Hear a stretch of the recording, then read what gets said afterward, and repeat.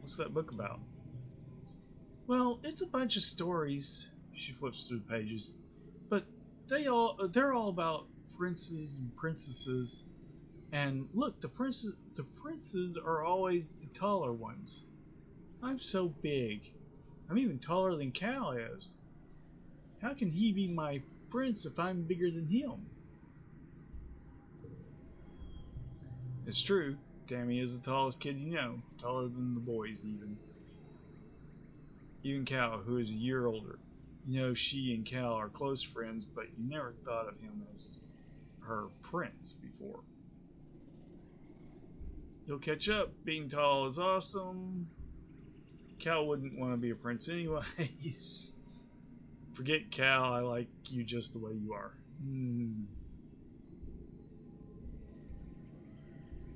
You'll catch up. There we go. Alright, we're live.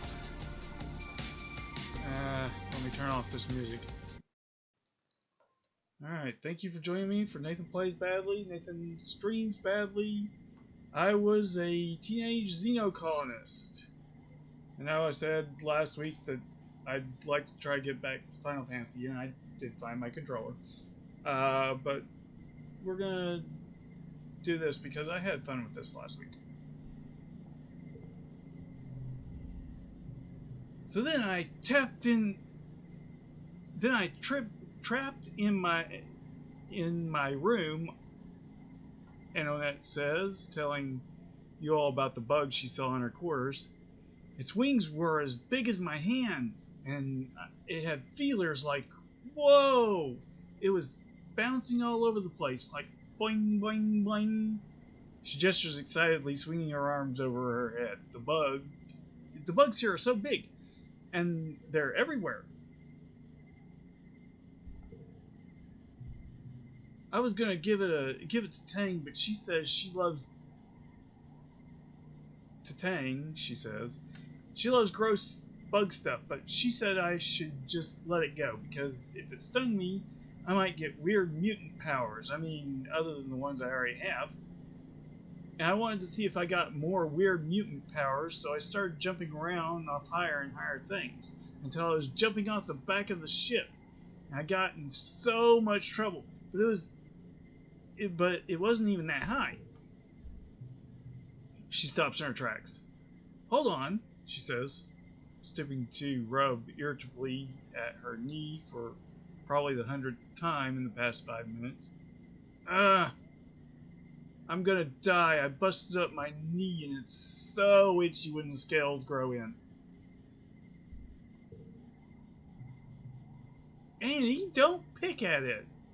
Chief Steward Antecedent's voice rings out across the garrison yard. Pleasant but firm. It instantly transports you back to being in the ship Kretch, tugging on her skirts and calling her auntie. Anomet jumps and stands up straight, her hands flying to her sides.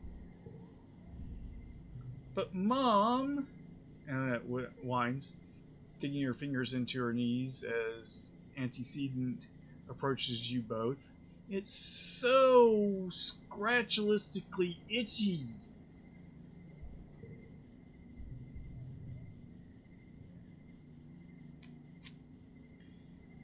I know, lovely. Antecedent soothes her, patting down her ridiculous red hair. But the more you pick at it, the thicker your scales are going to grow in. And when it tugs her hands under her armpits to keep from scratching. What if I want to have cool scales? She pouts. Antecedent smiles indulgently. At the rate you're going, I'm sure you'll be covered in them before you know it. No need to rush. Anonette's skin is dotted with patches of protective blue-green scales that grow in wherever she gets a cut or scrape. She rubs the patch on her jaw indignantly, the one she got when she ran headfirst into the food synthesizer back on the ship. Antecedent opens her satchel and pulls out a bundle of clothes. The requite for the nanoprinter is over a week long, so I patched your pants with scraps from your brother's clothing. Please try not to put any more holes in them, or yourself, okay? She hands the clothes to Annette and kisses her on her forehead. Annette sticks out her tongue and gags. Yuck. Annette evaluates the clothes as her mom walks away. Galactic! She breathes as she runs her hands over the odd-colored patches. Then right there in the middle of the yard, she unshamefully squirms out of her pants and pulls on the new ones. Whoa! I look like a fighter jet from the holes, she exclaims, showing off her new pants. Like when they stencil your kill count on your plane?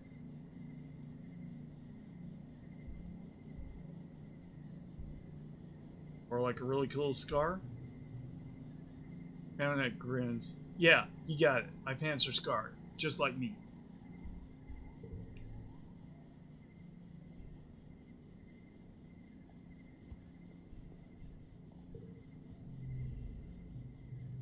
Tang furrows her brow as you approach. You again, she says. Why do you keep pestering me? It's not as though you've done anything to impress upon me your usefulness. At your blank look, Tang rolls her eyes. What I mean is, we're not friends. Okay, fine. Be that way.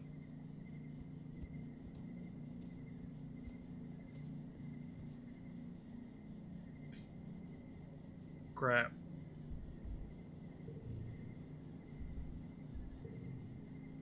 I'm sorry, I loaded the wrong game.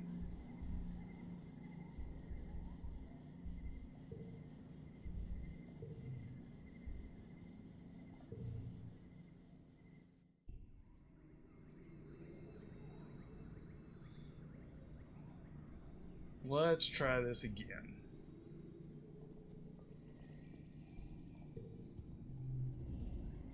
I'm busy, Ting says, her voice flat. What do you need?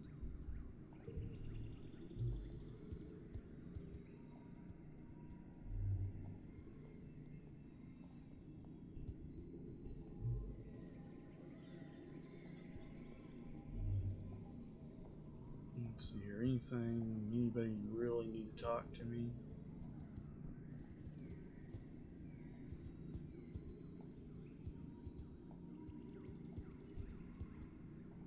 No, doesn't look like it.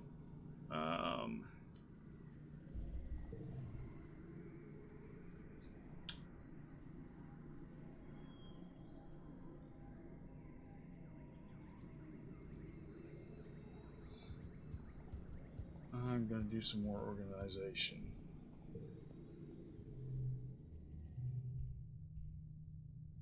I'm going to view the notice board first. Food shortfall 100%. Colony security rating 0. Please wear your mask when out of doors during pollen season. Ambient particles may trigger runny nose, watery eyes, and mild cough. Please note that we will be hosting our annual Vermita Festival during the second month of dust.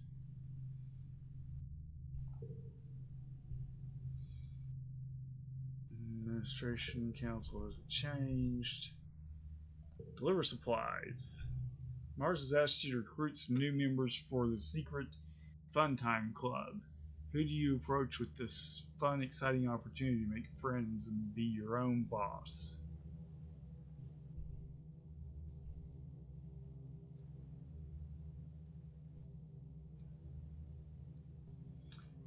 Carl, of course. Carl listens patiently while you explain the rules of the club. He says. When you get to the part about the pledge, you have to say to join. I don't know if I want to say like humans are the best, he continues.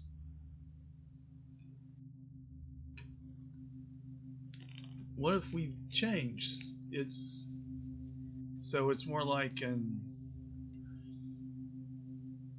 arm-buggiest, like humans are really cool. I mean, humans are great, but animals are good too.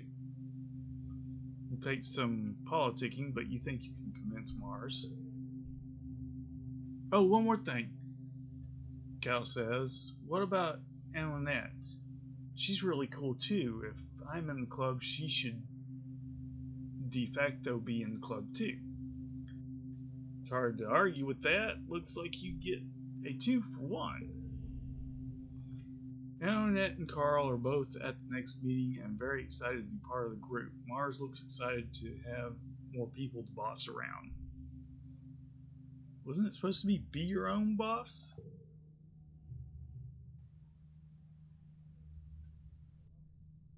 Annette can be vice president of kicking stuff, Mars announces.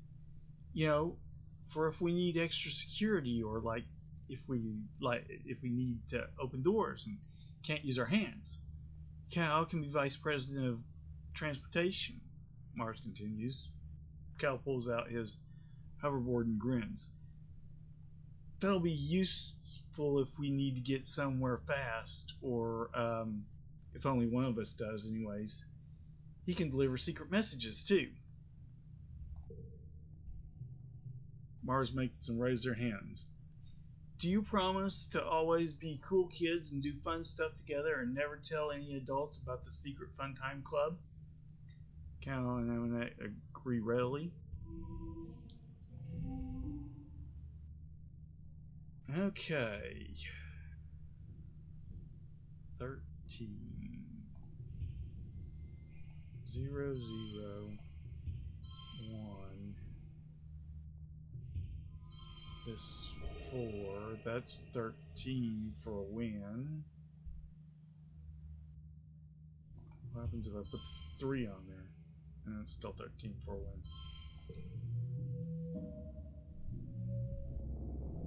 Plus 1 organization.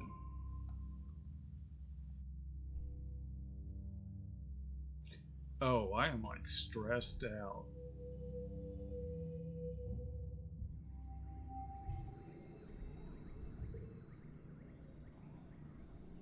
Mars has something she wants to say. You know, Badly, you're alright, Mars says as you approach. You blink at her, trying to figure out what she means. You're an alright what?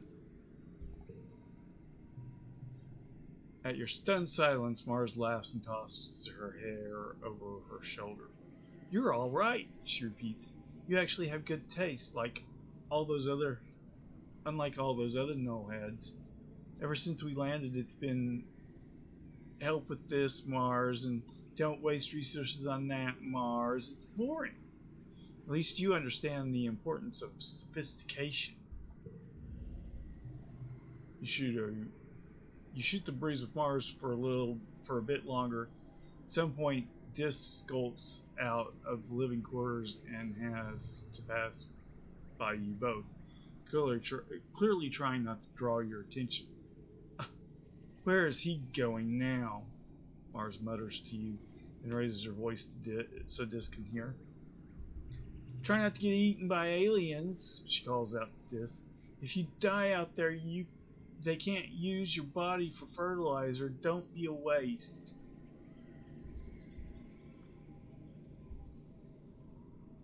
Shut up, Mars. This is cool. Say it loud enough for Dis to hear. He looks at you with wide eyes before scurrying towards the walls.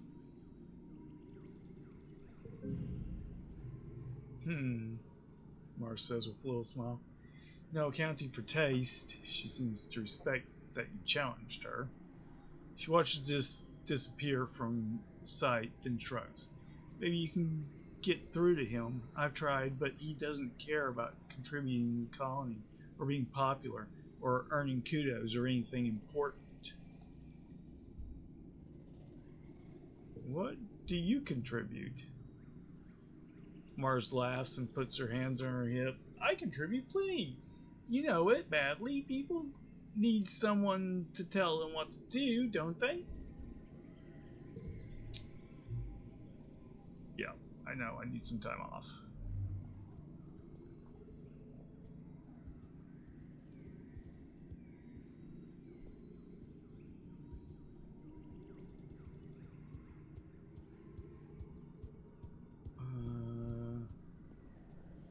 Okay, need to talk to Dis, need to talk to Tammy.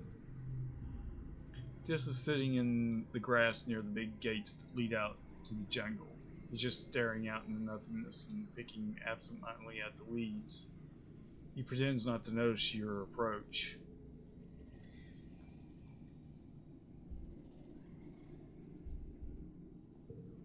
Sit down with him. He shifts uncomfortably as you sit, but doesn't say anything. You both just hang out saying and doing nothing. You stare out the big gates. The grass in the colony is trimmed short by garden bots, but out there it's wild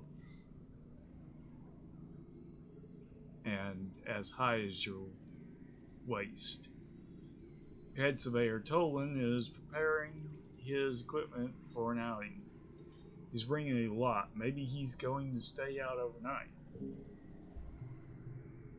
You're starting to wonder if this will ever acknowledge you when he says, I gotta go. As he starts down the hill, he pauses and says, this is a good spot. I'll probably come back here tomorrow. Okay. Tammy, what do you got? Tammy is sitting on a little stool in the sun, reading a fairy tale picture book on her holopalm. She sighs.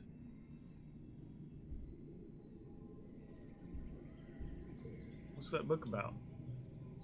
Well, it's a bunch of stories. She flips through the pages, but they're all about princes and princesses.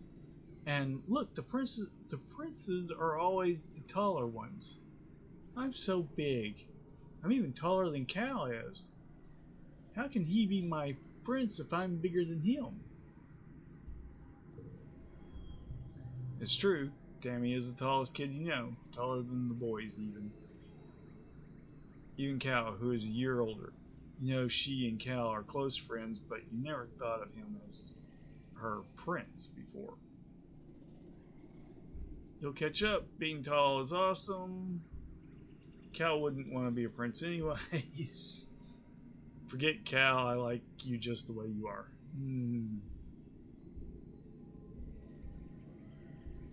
You'll catch up.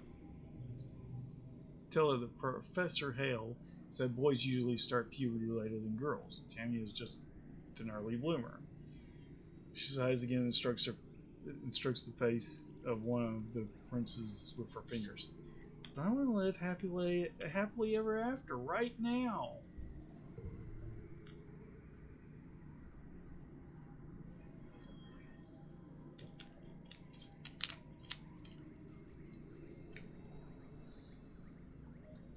Okay, we're taking this month off.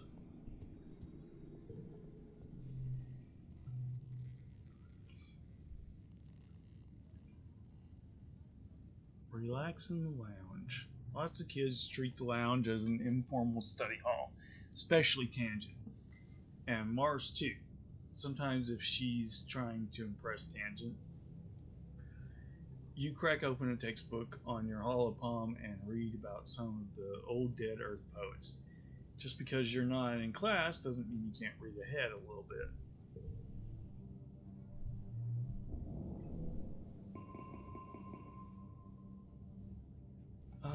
I will forget discovering.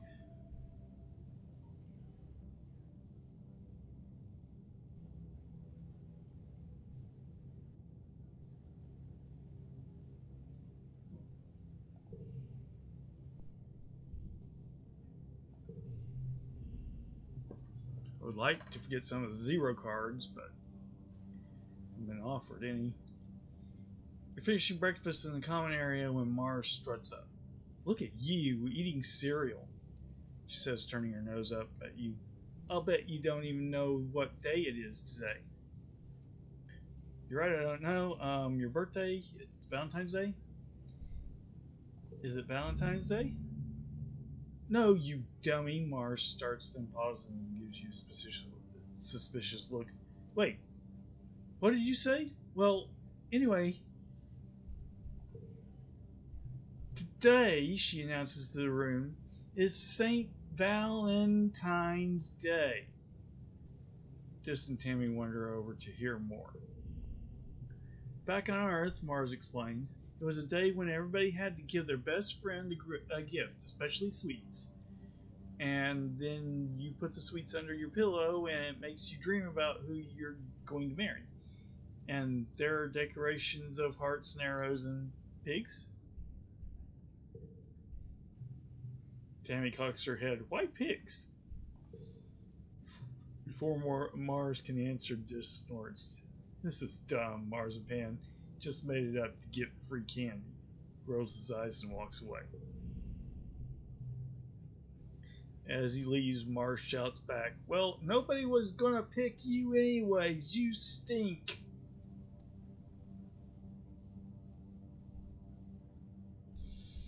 Valentine's Day sounds like fun. I know who my best friend will be. I think it's dumb too. I know who my best friend will be. Mars bats her eyes jokingly. Oh, really? Who could it be? She asks playfully. I'm going to tell all the other kids about it, Mars says. So you go around and find your best friend and give them a gift. She points her fingers at you. Make sure you do it by the end of the day or it doesn't count. And if too many people want to be my best friend, she adds, I'll hold tryouts for the position. It's only fair. She tosses her hair over her shoulder and laughs.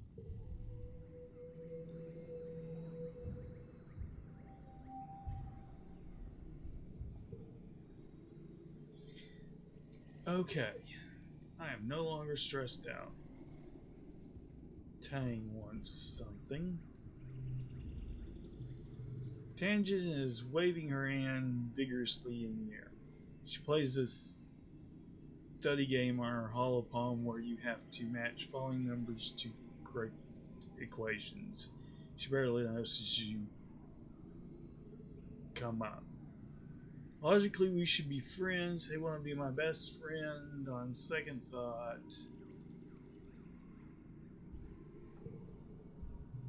she shrugs and goes back to her game. I think everybody wants to talk to me because this is where you choose your friend. Okay, not everybody, obviously. Parents don't want to talk to me.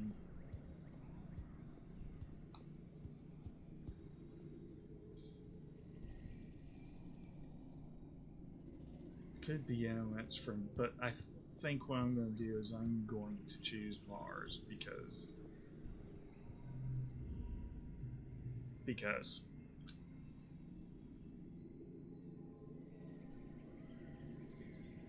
Baby Ashley, welcome to the stream.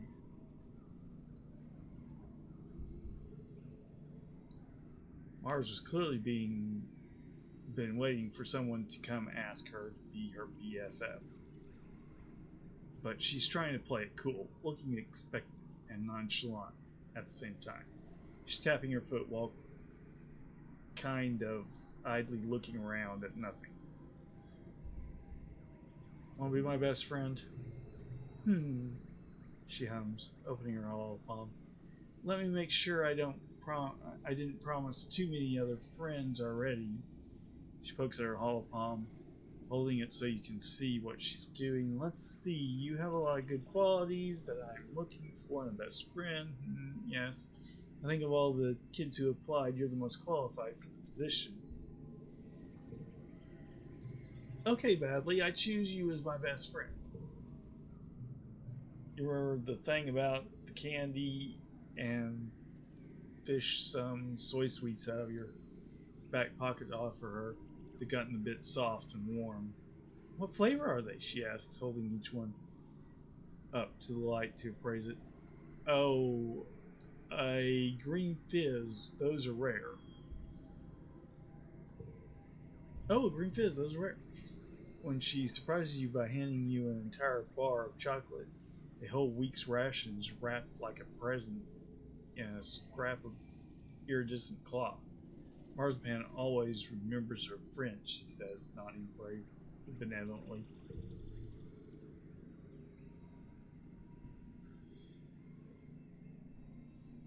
Okay, I want to get this organization all up to at least 10.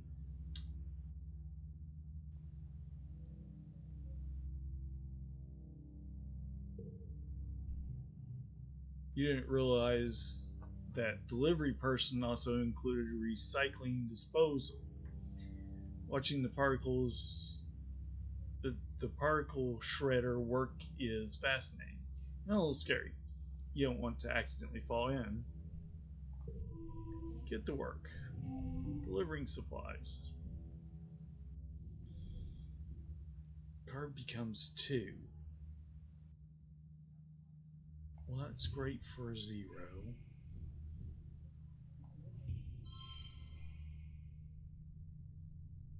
+1 to this one.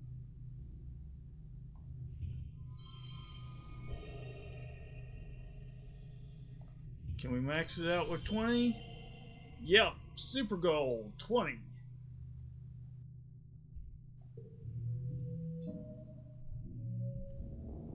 Worked well this month. 4 organization, +2. 1 perception, 6 kudos, +7 stress, -3. And 1 friendship with Marsman. That's why I chose her to be my friend, because she's connected to that job and I've been doing it most months.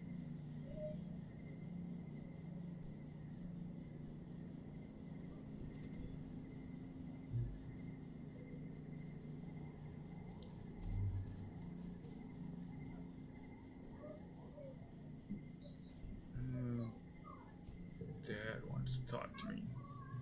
Thus is such a dry, hot season. Both suns are high in the sky, baking the usual lush vermin jungle. If there's a breeze, it's warm and, you guessed it, dusty. Your parents are up every day before dawn, which comes far too early for your liking. They're usually gone by the time you wake up and home after you're asleep, so you have to visit them at work if you want to see them. Good morning, Gooseberry. Your dad greets you cheerily. Have you come to see the harvest? Your mom and I are gathering crops for actual vermin dirt this week. Sure, that sounds neat. Not really. Just missed you and Mom. Sure, that sounds neat. He shows you around the rows of corn and beans from Earth. They all look a little yellow and scraggly, but not what you'd expect. But your dad enthusiastically points out the vegetables ready to harvest. Don't forget, he tells you, the Vertiminal Festival is coming up. There will be a talent show and a science fair. I'm sure you're eager to participate badly.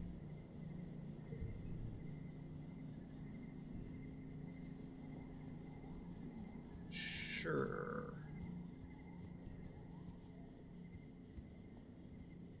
Nobody else has anything.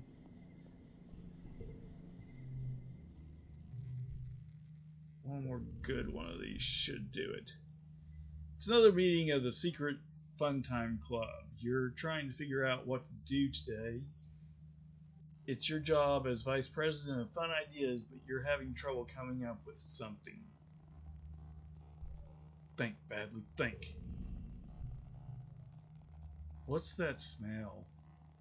Tang asks as she joins you. Think she means someone farted and you giggle, but then you can smell it too.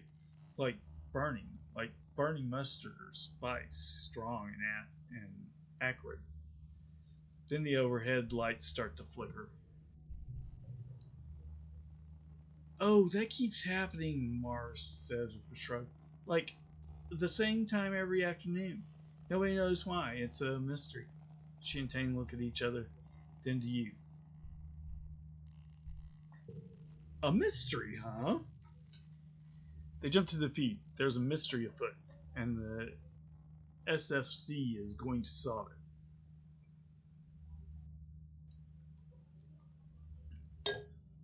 Tang brings up a fresh notepad on her hollow palm and adds 2 bullet points. Weird smell, flickering lights. Cal sniffs the air. The smell's coming from that vent, he says, pointing at a screen in the corner. Get a schematic to see where the vent goes. Pull the vent off the wall.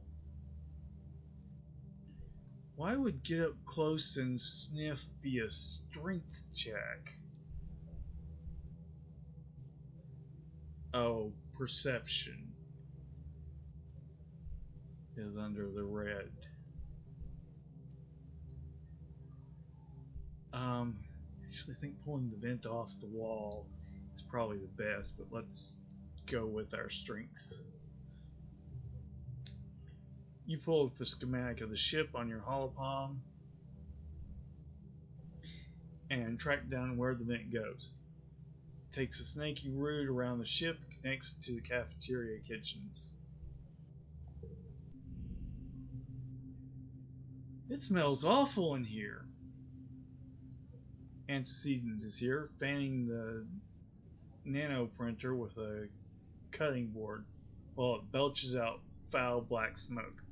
Oh gosh, kids, she says, don't come any closer. This darn nano printer's on the fritz again. Everything that comes out is awfully burned, and I don't want to breathe in the smoke. I don't want you to breathe in the smoke. Every gosh darn day, she mutters under her breath. Tammy quietly points upward. The lights are flickering here too. You take a closer look. There's some kind of black dust near them. That's weird. Little clumps of it are stuck to the wall and ceiling all around the outlet and the back of the nano printer too. Climb up onto the counter, much to Antecedent's annoyance. When you put your hand near the black dust, your hollow palm makes your hand tingle, like it's vibrating slightly. Tangent climbs up with you and tries it too. Electromagnetism, she confirms. The ferromagnet materials in our hollow palms are reacting to the presence of magnets, or an electric current. I think it's in this dust. She makes a note. Electromagnetic dust. Antecedent shoos you out of the kitchen. Out. Go play somewhere else, my darlings. We've got supper to prepare. You follow the clumps of black dust through the lounge, down a long hallway to the children's crèche. It's quiet here, and instinctively you all walk softly and stop talking. You slow as you approach the playroom. Shh, Tammy says as you reach the door. And you stop suddenly. Antoinette, Carl, and Mars bump into you from behind. Sorry, she whispers. I hear something. It's like something eating? Something really, really small. Tane notes this, but to you, at least, the room is silent. It's dimly lit, except for the hollow projected teddy bear in the corner that keeps flickering on and off, the one that nearly killed Tammy. You thought Professor Hal fixed it. Persuasion 10. Bravery 10. All these are small. Wait for someone else to go first. Internet steps in. It's time for the vice president of kicking things to do her job, she says quietly. As she steps in, all the lights in the room suddenly turn on. 2 musical toys start playing all at once, and a toy robot begins spinning in circles, whirling. Mars shrieks. Tangent rushes suddenly forward, grabs a glass from an art table, and slams it upside down on the counter. Caught it, she yells.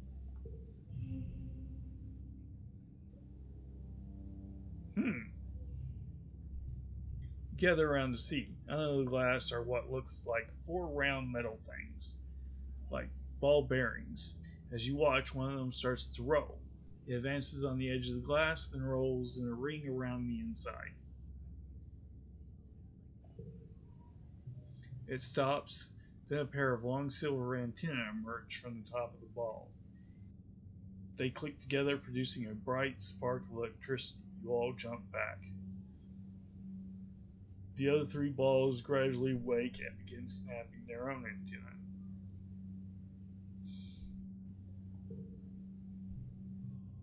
I think we've solved the mystery, Tang says with a growing smile. Sure enough, you find more magnetic black dust and something else, tiny bite marks in the electric cord leading to the holo projector. They must be feeding off the electricity, Tang explains. Then storing it like a battery to use for self-defense, and this dust must be their excrement. Fascinating. You report your findings to Professor Hall. He realizes these pests have, in fact, been siphoning off the electric current from your ship since it landed and are responsible for some dangerous power surges. Hall gives you all some kudos and thanks. 15! That's a pretty good amount. Got another card. Gain memory, the mystery of the weird smell. Get to work. Okay. Need 13.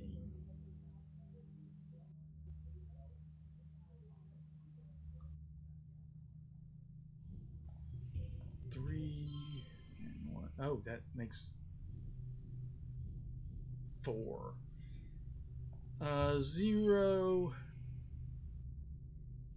1, 2.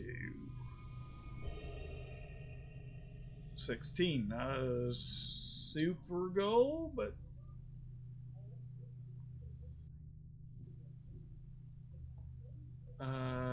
set neighbor to that value. Nope, that's 11.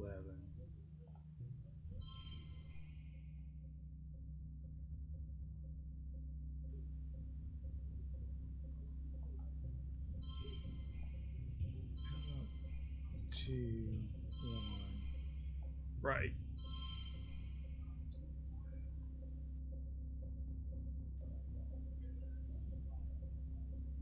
I guess that's the best I can do.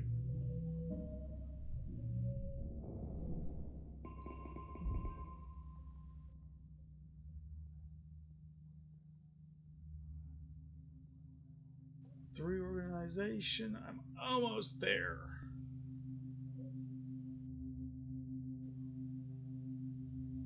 I'm already past 20.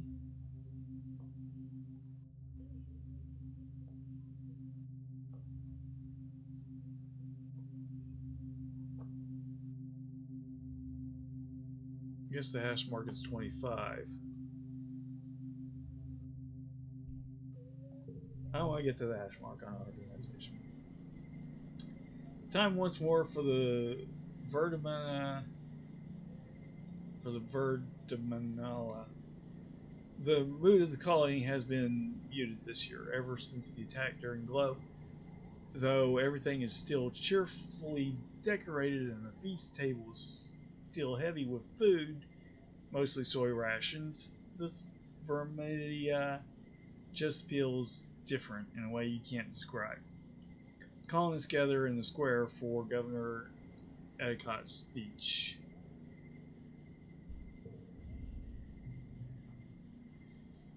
What a year Vermuna has given us, the governor begins in her sweet voice. I stand before you so proud of everything the colony has accomplished in such a short time.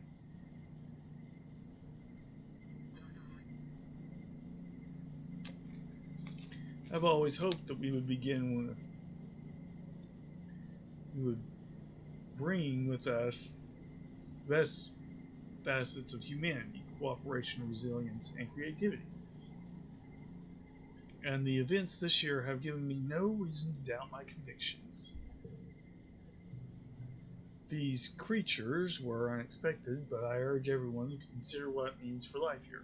If Vermuna can sustain megafauna, then that means conditions are good for us as well. Our friends in geoponics are already working on the logistics of domesticating the wildlife. Your dad, as second cultivator, stands and gives this sheepish wave to the crowd. There's a smattering of applause. Mars elbows you. "Hey," she whispers. "Did you hear? My dad says Edcott's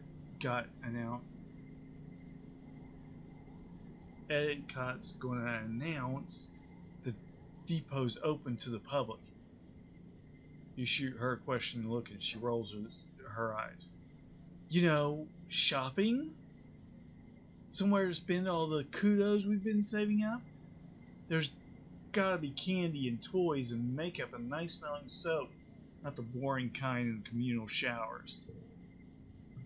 You know the concept of shopping. They do it in the holovids from Earth, especially the ones Mars likes. But you've never actually done it.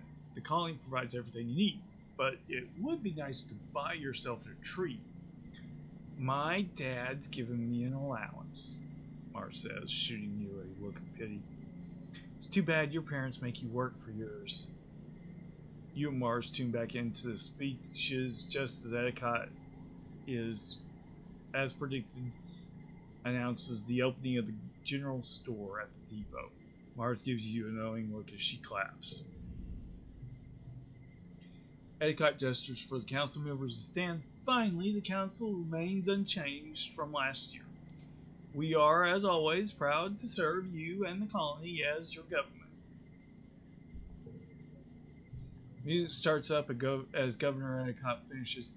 "Thank you all for your hard work and your perseverance this year," she says over the ruckus. "Together we build the future." The crowd disperses and sets up for the annual Vermuna Games. Just like last year, there's a talent show, a science fair, and bot wrestling, now with an obstacle course. Which do you do to participate in this year? Well, my toughness is 10. My reasoning is 10. Or over 10. Reasoning 13. Toughness 18. Creativity is pretty bad. Go eat instead. We're gonna bot wrestle biathlon. 5 Lily, Anomet, and Carl join you for the bot wrestling biathlon. So called because Com has added a hologram obstacle course this year. Competitors will each get a turn to wrestle a hydraulic bot, trying to keep it closed for as long as possible. This time, though, all competitors will first have to sprint across the festival grounds, dodging and leaping over obstacles. Each obstacle triggered will subtract from your time. Toughness challenge.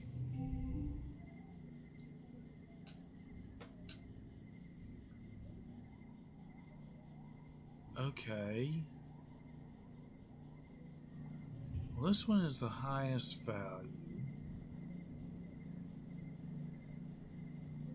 This one gives a +2.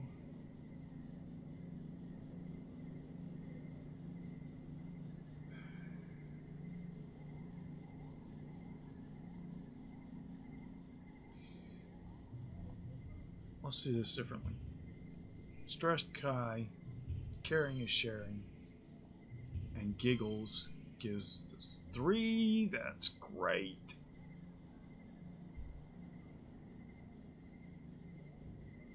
I think that's better than putting that one,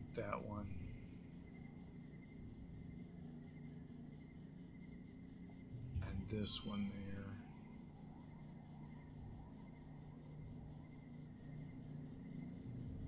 11. I don't remember.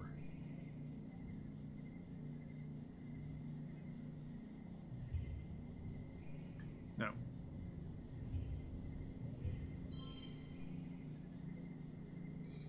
That gives a 10.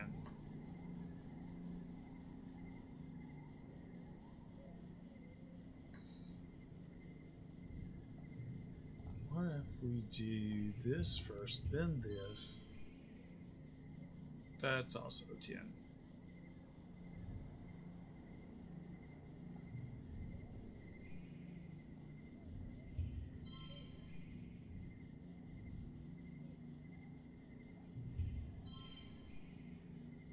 That's 9. Okay. So that one stays there. That's an 11. That's the best. Another card becomes a 2. Huh.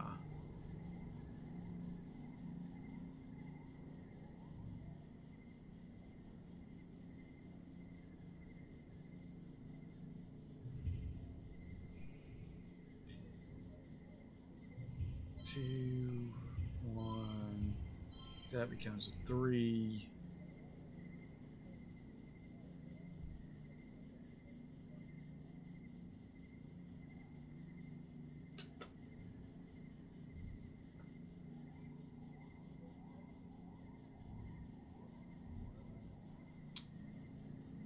Here's a thought.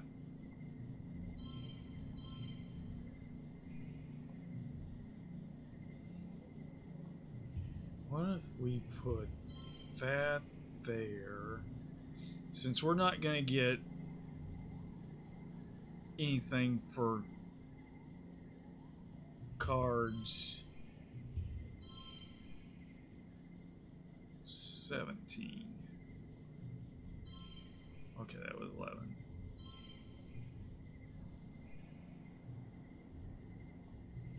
I don't remember how that turned out the first time. 16.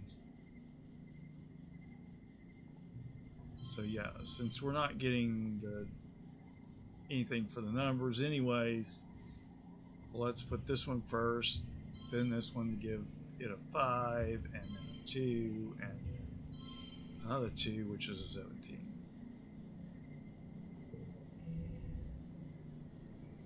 You need an 18.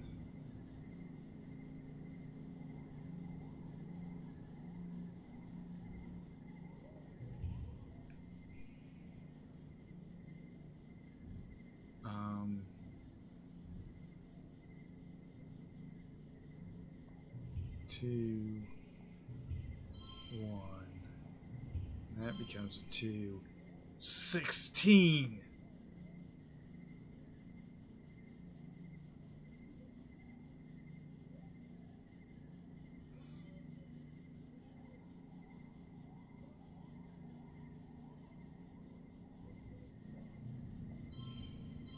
What if I sacrifice this?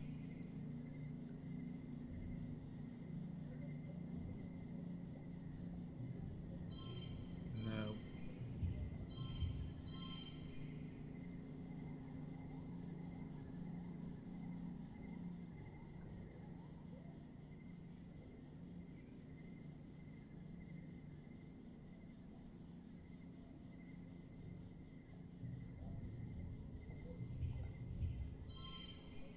That's still 16.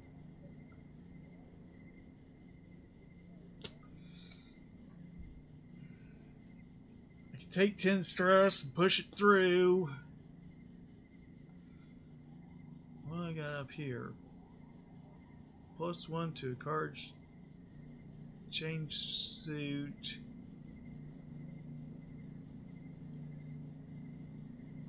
To this. Redraw hand. +2 to a card. +2 to a card.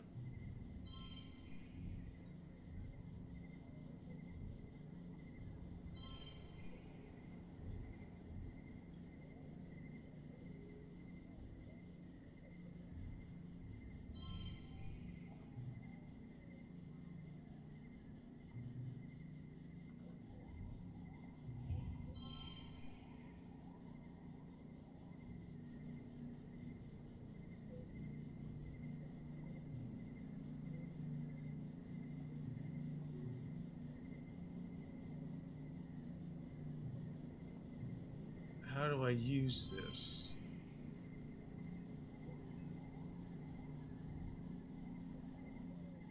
What did I just do?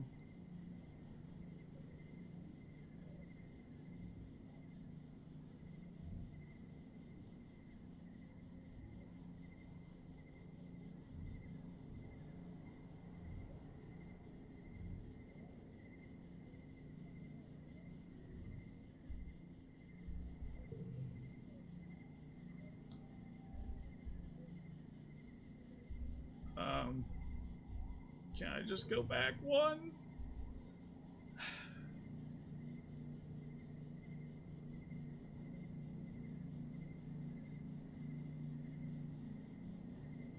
I don't know what I did.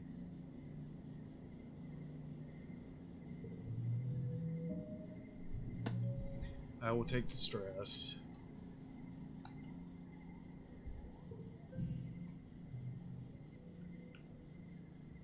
Botathon champion. Wow. Look at you go. You did it. Gain status popular. How does that help me? You didn't expect the hologram obstacles to move. The last one dances around and gets in your way when you get close, but your reflexes are fast enough to dodge it. Two friendship with Annette, two friendship with Carl. Com hoots and hollers proudly at you when you absolutely destroy the competition. Even Annette has to grudgingly accept you beat her fair and square.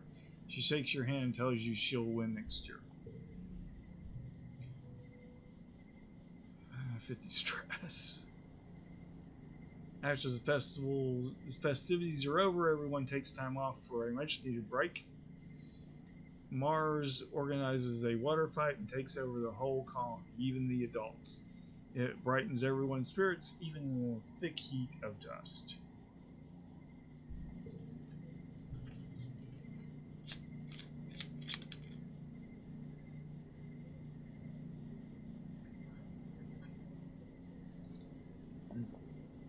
You end up on top of the Western Wall with this.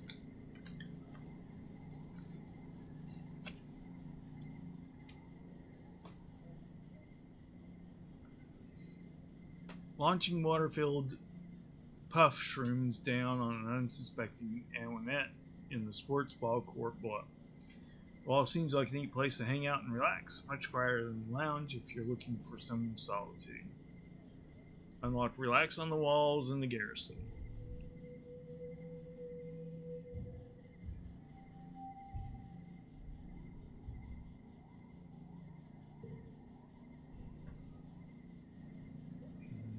Okay. That's good.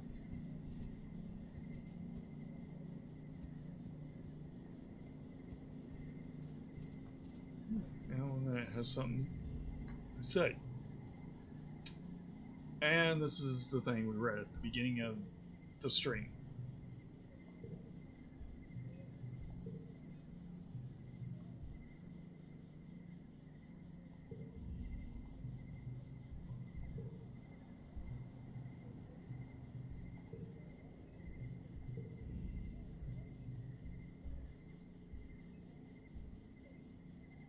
Or like a really cool scar.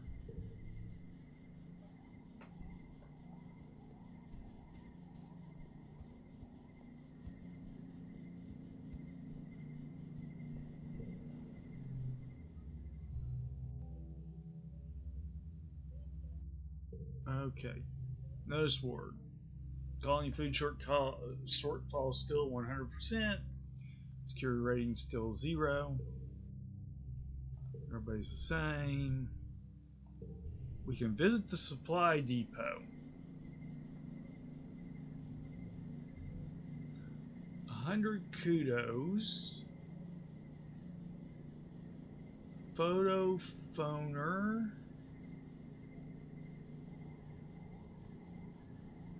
+1 to all speech cards. Gardening trail, +5 biology, +1 bonus to straights. +5 persuasion, +1 bonus to pairs. +5 to animals, +1 to all flushes. And cake, 2, does nothing.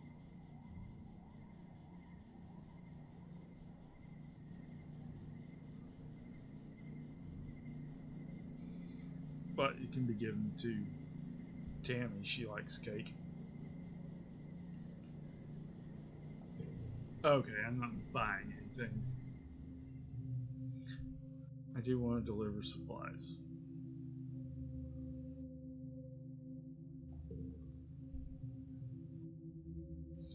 A lot of people don't like to leave their workplace to come eat in the cafeteria, so every day around lunchtime you get to go around the colony and deliver steaming hot meals to people. This is the best because seeing you means it's time to take a break.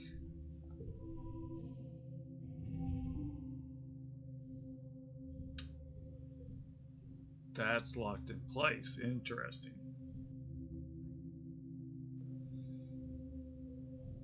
14.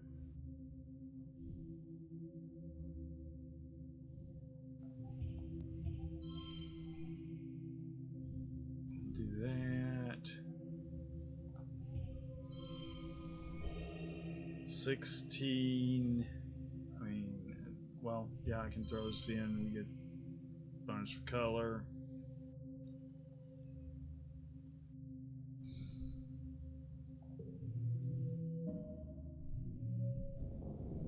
+4 organizing. Even though I didn't get the super goal.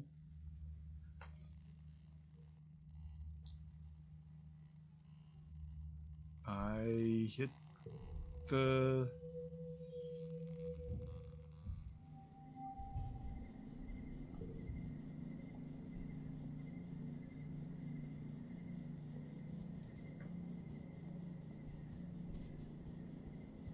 I hit my own personal goal of hitting the hash mark.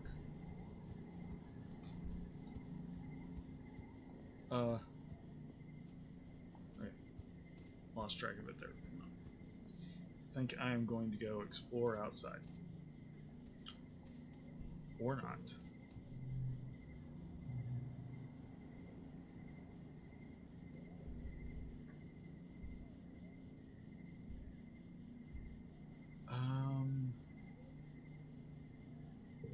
Defense training. Part of self-defense is training your body so that it can be ready for any situation. Security Chief has you running laps, jumping through trees, climbing walls, and sprinting back and forth. He has this inverted anti-gravity pad that makes your limbs feel super heavy. When you do jumping jacks on it and then do them again in normal gravity, it feels like you could jump straight back up through the wormhole. It's exhausting, but not that different than sports ball training.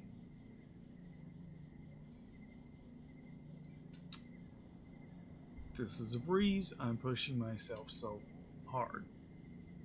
18. Just short. I'm pushing myself so hard.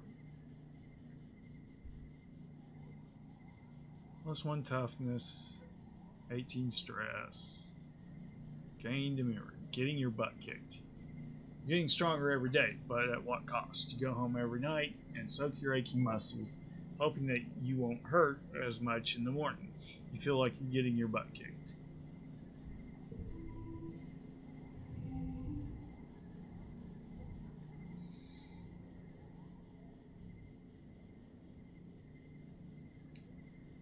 I really don't want to use this one. Anyways, mystery saving Tammy.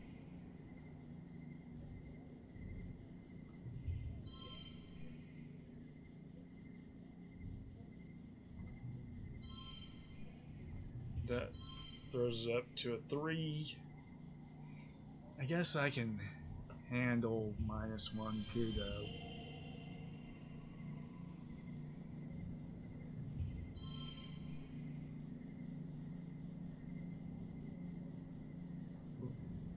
Okay, 21 super gold.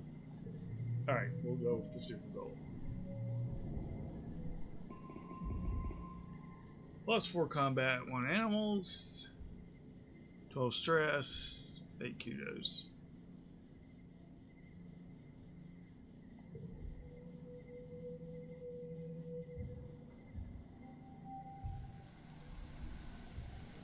Early wet.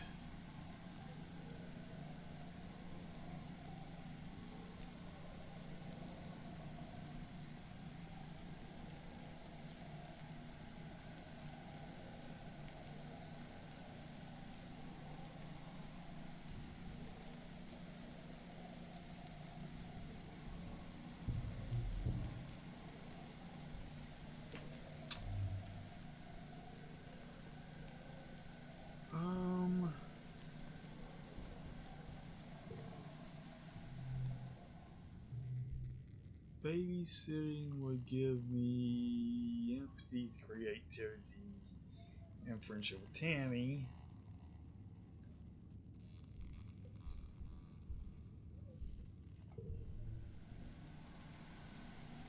These would give me friendships with Tang.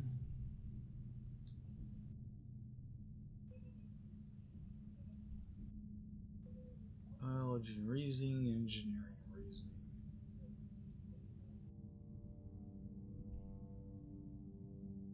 Creativity and persuasion.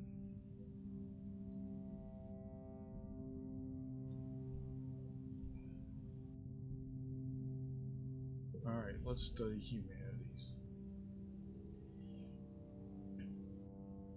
You're doing creating writing in teams, and you're paired with Mars. You wish it was Tang. She always does so well on these. The theme is Earth Natural Environment.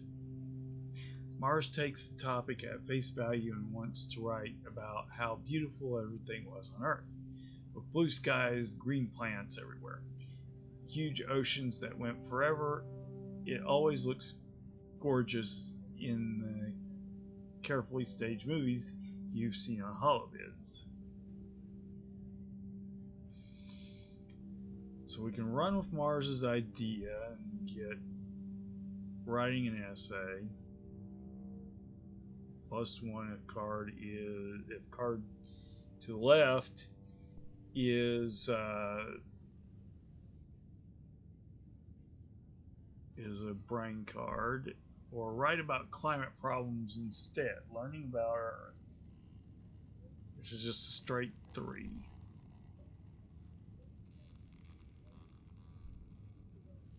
Could be a 3, but as a 2 is definitely a 3.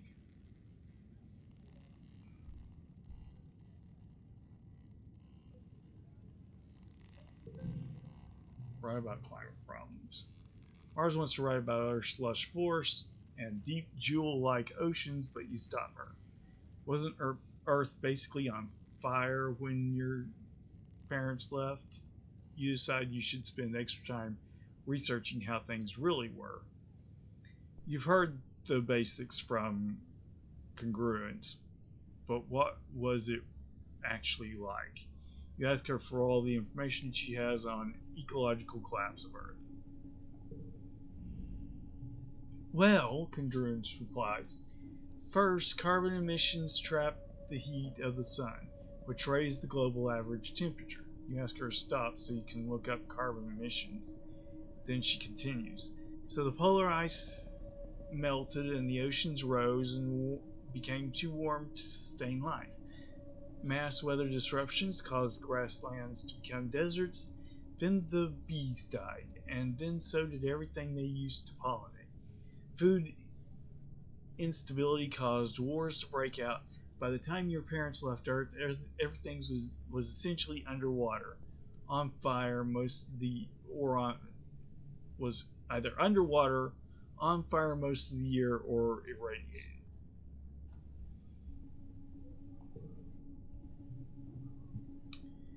learning all this stressed you out. All of that just because people wanted to drive in cars and own lots of stuff made in faraway places. And have big families and keep their big house the same temperature all year.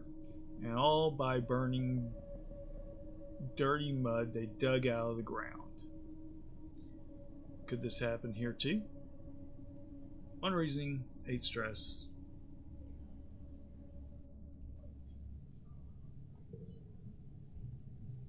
You're too bummed to present your findings, but Marsh steps up. She gets a few facts messed up, but presents it well. She ends on a high note. She doesn't think the mud here on Vermidia is as flammable as the weird mud they had on Earth, so no problem. You don't get an amazing grade. Mars accepts this with grace, but still thinks you would have done better if you'd gone with her idea.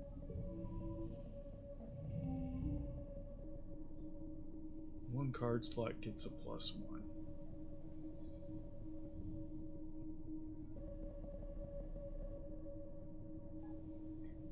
Well, Tangent's focus isn't going to help me here.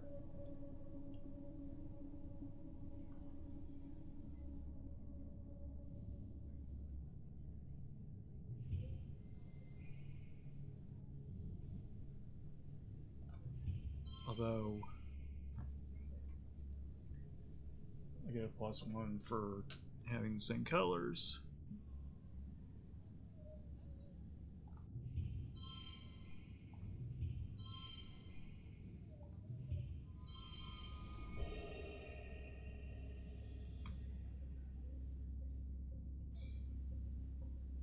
Is this the best way to do this?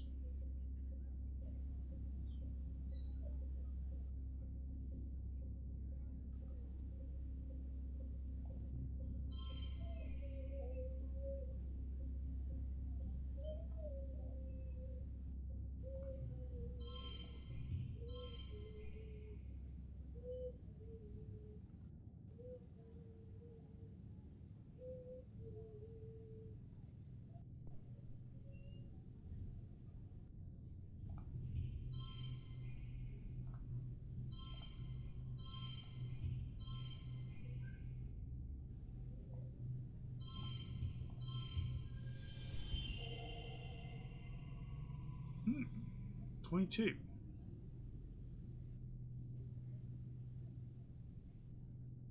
Oh, 3, 4, 5. Okay.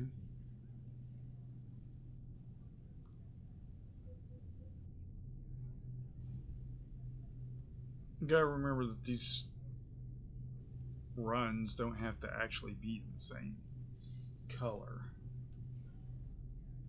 You just get more points if they are.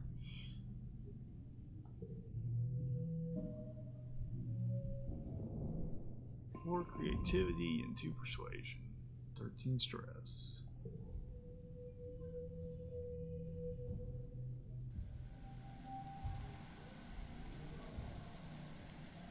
Mid-wet.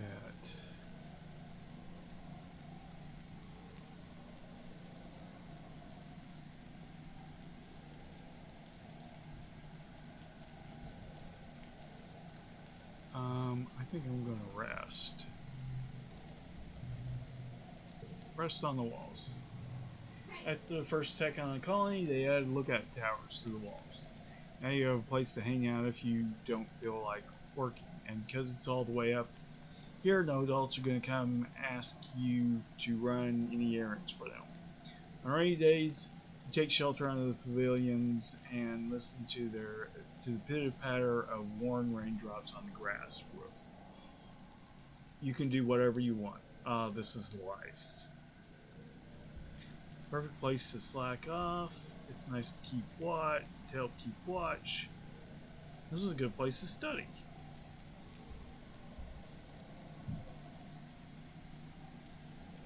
It's nice to help keep watch. Sometimes you offer to fill in on lookout duty so someone can go grab a meal. Maybe someday you'll be allowed to work 4 shifts as a lookout yourself, but you find out it's not as relaxing as you think.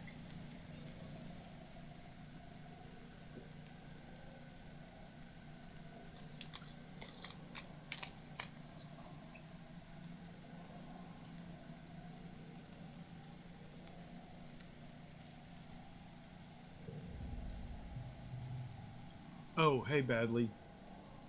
Just pops his head up a nearby ladder. Looks surprised to see someone else here. Do you mind if I sit here too? Sure, there's plenty of room. Heck yeah, come sit beside me. Just keep your stink down, man. Sure, there's plenty of room. The two of you dangle your feet from off the side and watch the valley below. In the rain? This shuffles a little uncomfortably and doesn't say much. You wonder if this was his private spot to be alone before you discovered it.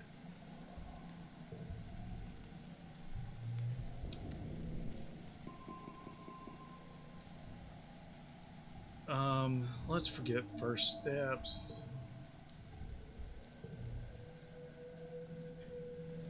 It's not giving me the chance to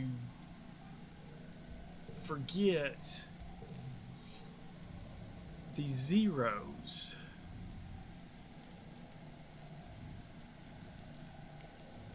I don't have any blue zeros. I guess maybe I did have some blue zeros that I forgot. And yeah, I'm happy to get rid of first words and giggling and crawling, maybe even playing a ball.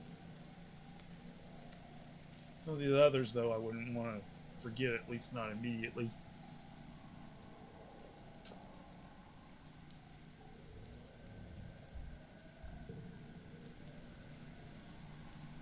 Huh, I have a cake.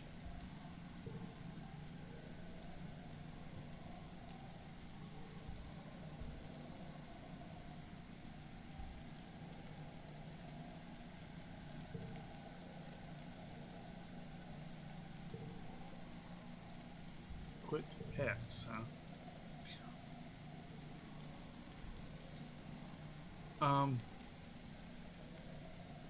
Let's get some hearts of Tammy by actually giving her a cake. Tammy looks up from something she's mending and gives you a gentle smile. Oh, hello, Badly, she says. Do you need something?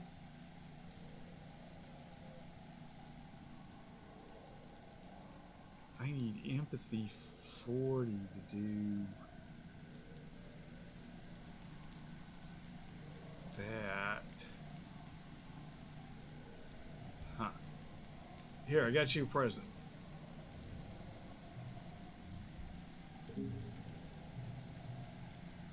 Tammy claps excitedly. Yummy! I have to save some for Cal too.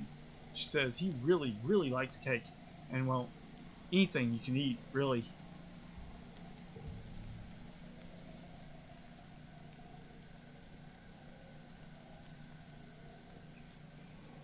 Anybody need to speak to?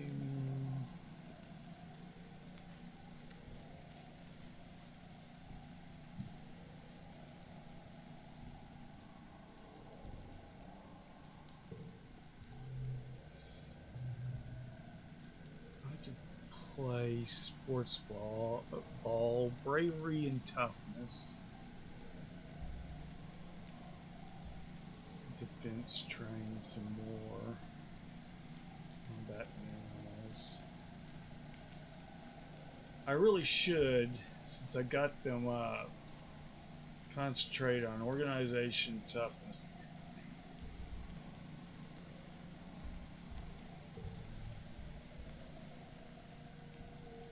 There's something I can do over here at the geoponics. Toughness. Yeah, shovel dirt. 3 toughness. Friendship with Cal. Kudos and stress. You join Cal at a particularly fragrant pile of compost. He's trying to use his hoverboard as a wheelbarrow, carefully pushing compost off it into the pile. Don't you just love this? Cal asked excitedly. Hoverboard? Yeah, it's cool. Dirt? I guess it's okay. What, these stinky rotted food scraps?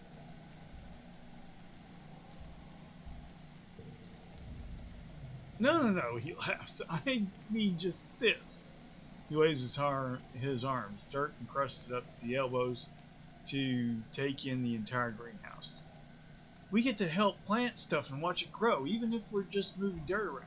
We're still helping. Why do you like it so much? But it's so boring. Why do you like it so much? Well, he considers. I like digging holes in the dirt because it's so full of surprises down there. I find a worm. Wait, let me see if I can find her again. Oh, I found a worm. Wait, let me see if I can find her again.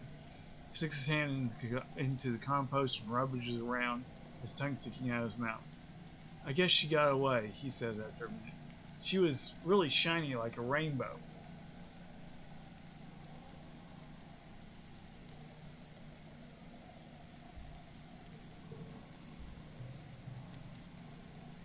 Wait, he says, I just thought of a thing I like better. He shows you his spade hand. Getting dirt under my fingernails, he laughs. I don't know why, but it's the best.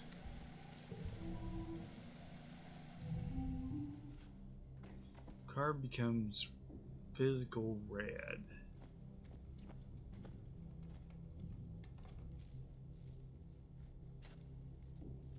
Well, 3 and 3.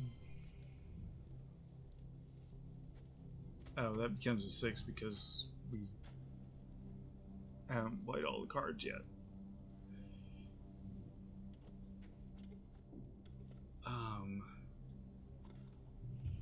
Saving Tammy hits our goal.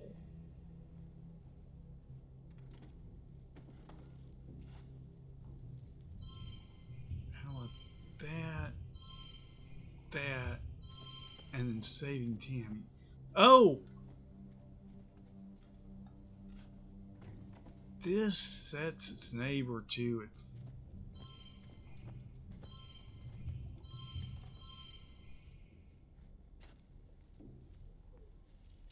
$15. It wasn't the highest value card anyways.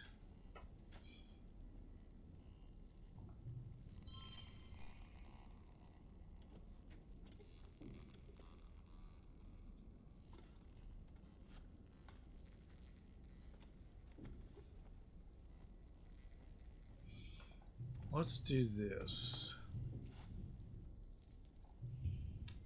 Put that one there. This one next to it.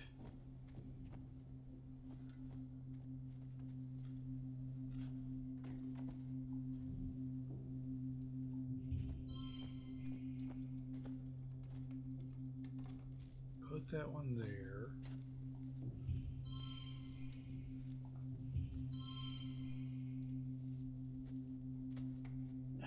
Is that any better?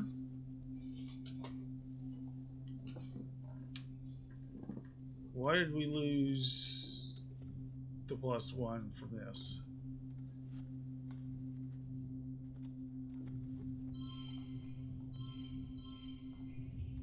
Put that there, that gets a 5.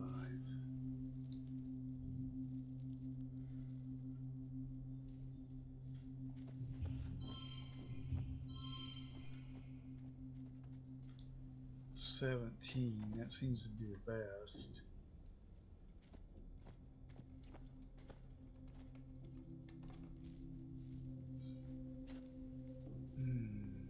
Of course, if I put this card there, and that would set this though to a 1. Okay, yeah, I think that's the best.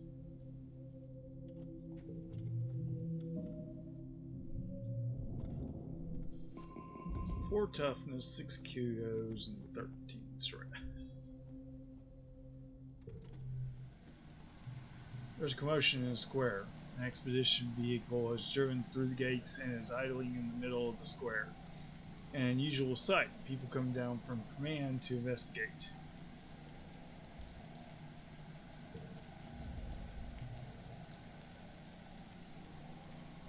Utopia gets out of the vehicle and trudges over to Etiquette. After a brief conversation, you see Etiquette gesture for people to unload the vehicle and clear the area. You stay out of the way and see what they're unloading. It's a body. Oh no! Chief Supervisor, Chief Surveyor, keep calling call him Supervisor. Chief Surveyor Toland's body. Someone quickly covers him with a sheet, but not before the image of his torn open belly is seared into your memory. However he died, it was violent and bloody. You feel your stomach cramp with nausea.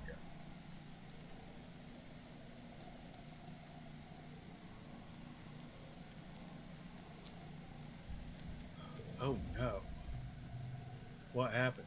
Just asked, coming over to crouch around the corner with you. You share that Uncle Tolan is dead. He stares at the sheet-covered body intensely, as if he could see through it.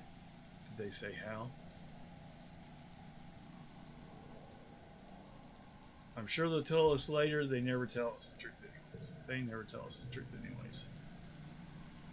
Nobody will tell the kids what really happened. Did something eat him? Did he get lost or fall off a cliff? Do they even know? This nods frowning. They don't want us to know about the monsters and other worse stuff.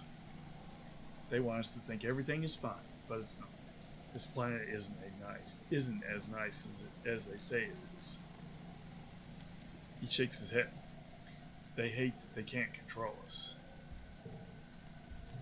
You and Dis watch the adults carry Uncle Tolan's body away. From the way he's practically vibrating, you can tell Dis wants to ask more questions about what happened. After a few awkward minutes, he sneaks away without saying anything, probably to try and go take a look at the body. Somebody's going to have to tell Tammy. You're glad it's not you. Tammy and her dad were really close. Now she's an orphan.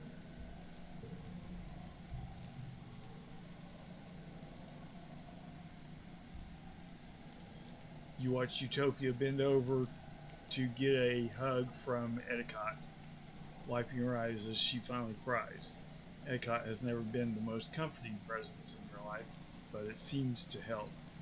Utopia will probably be the next chief surveyor.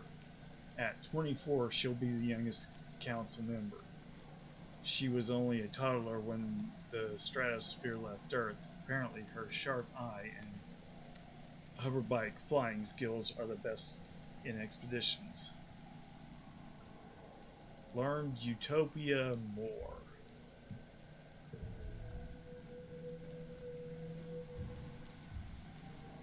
Glow.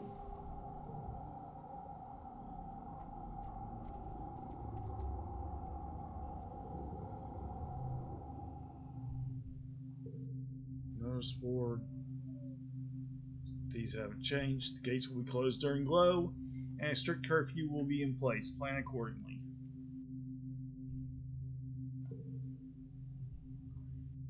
So, has this changed? Yep, Chief Surveyor Utopia.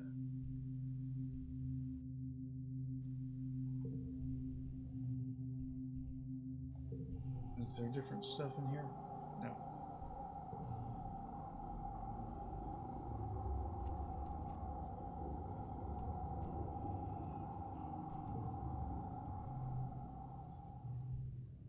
Could do babysitting.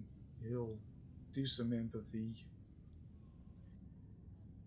Creativity, friendship with Tammy, good old stress.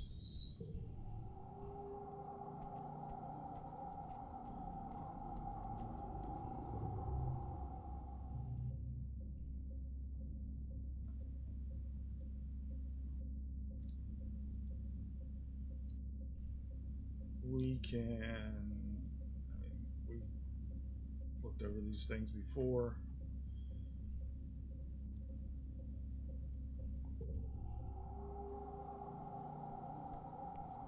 We can still do stuff with defense training, relax on the walls, playing sports ball, bravery and toughness, combat animals.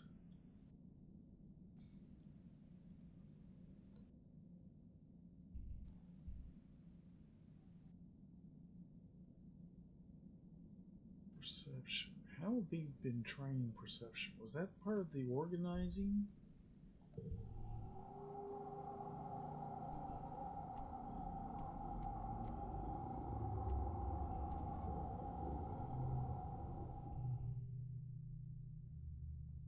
Yeah, 2 organizing, 1 perception.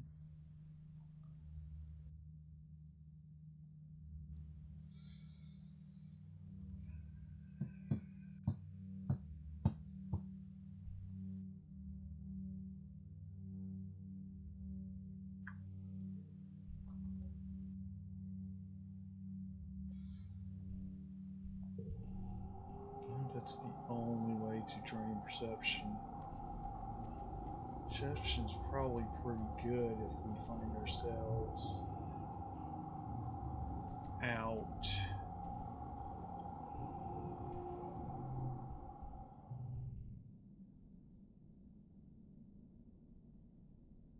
Through toughness.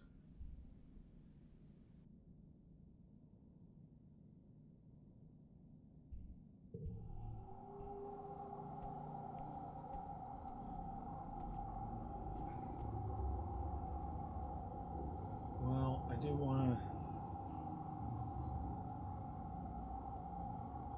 to train the things that I've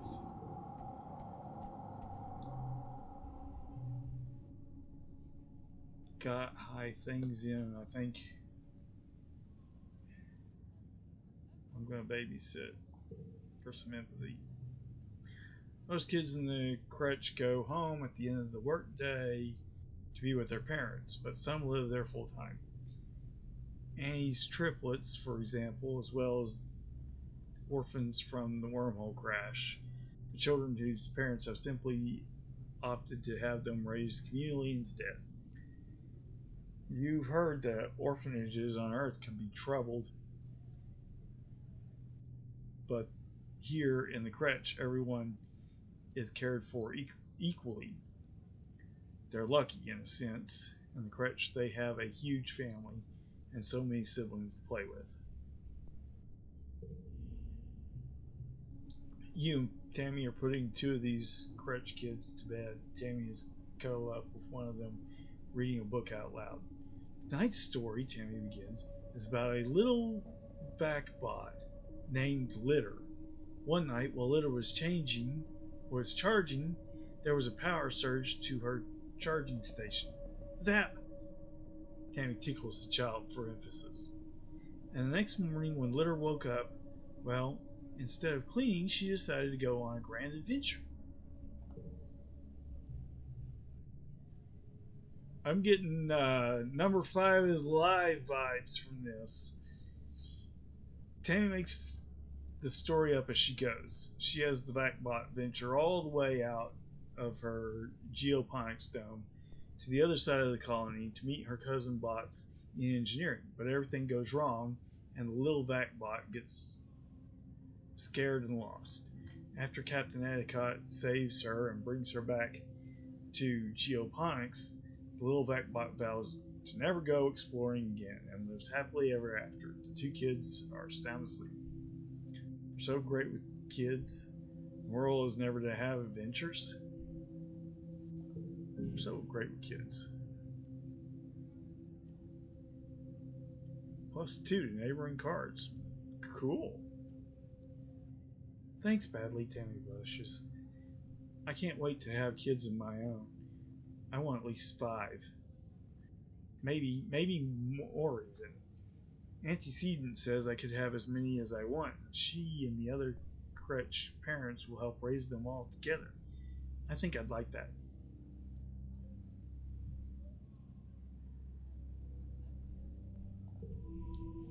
Alright, let's get to work. That's locked in place.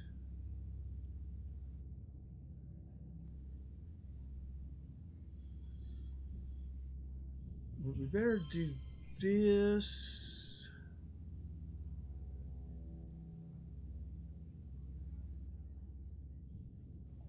Or would it better? So this gives me +1 color match. That gives me nothing.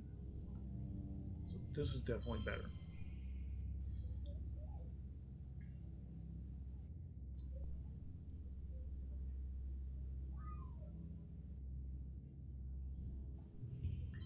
Two, one,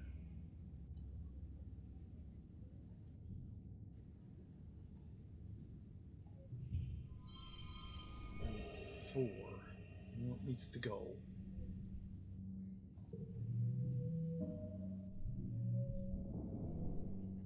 Not the most I could have got out of it.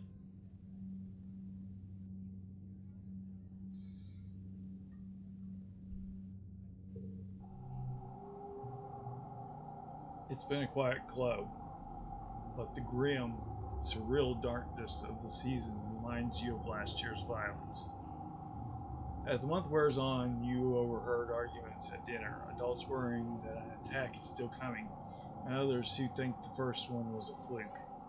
Surveyors mention seeing new tracks in the forest, but are shushed so people don't panic. The gates closed. You drill emergency procedures,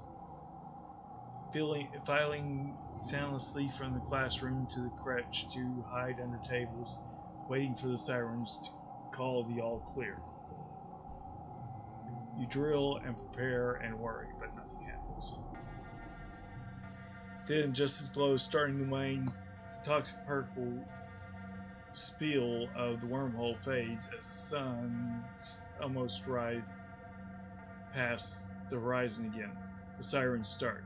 You're reading a hollow novel in bed when you hear them, followed by the stomp of boots down the hallway outside your quarters.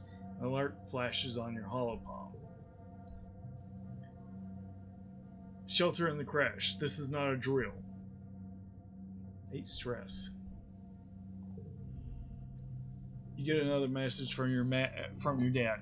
You and Mom are going to stay in the greenhouse. We're safe. Just follow Auntie Anne to the crèche and wait for us. Okay? Don't worry. We're way more prepared than we were last year. Love you. Stay safe. You could go to the crèche where you belong, or you could follow the security guards to see what's happening at the gates. I probably needed to train my toughness a little bit more. Oh, bravery.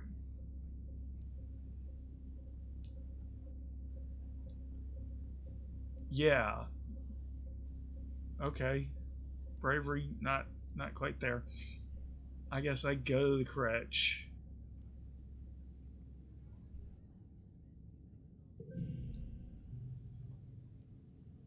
You head for the children's crèche, even with just the emergency lights on your feet could never forget the way. When you get there, you spot Tangent and Dis huddled together on the beanbag chairs. Dis is stone-faced as usual, and he's holding Tangent in his arms. You can't remember the last time you saw them this close. Tang must be really scared.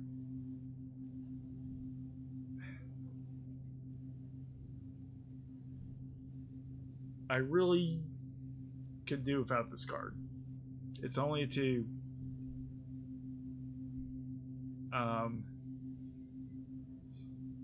And I mean, it's really from last year, so.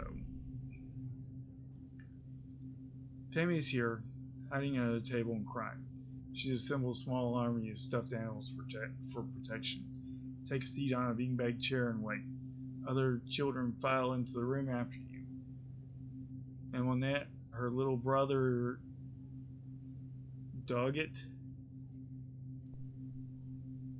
you didn't see him, so Cal must be sheltered with your parents in the greenhouse. Hope they're okay.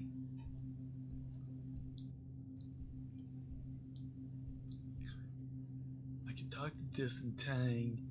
I can comfort Tammy.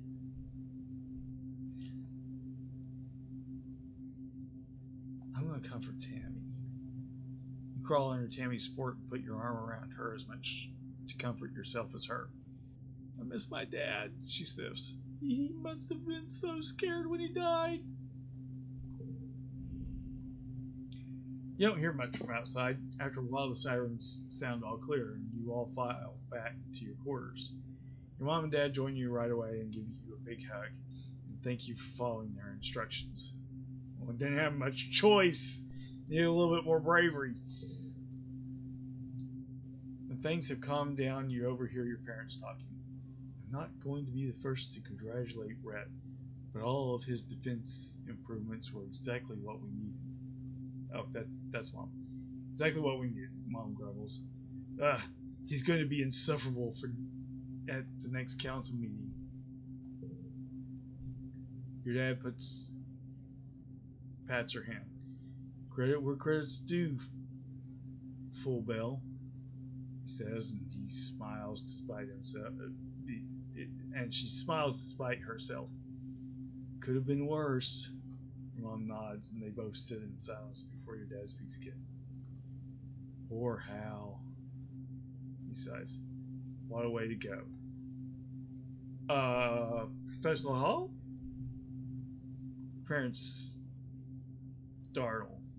Hey, Pumpkinhead, your dad says.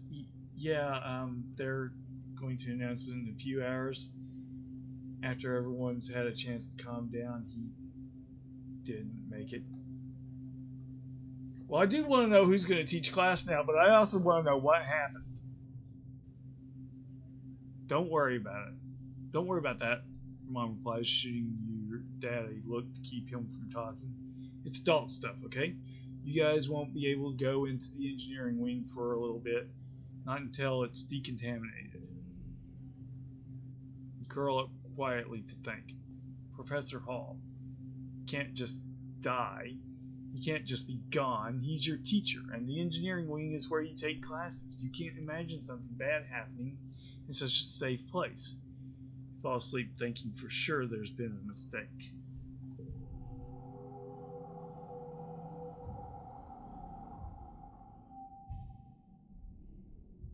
Early quiet.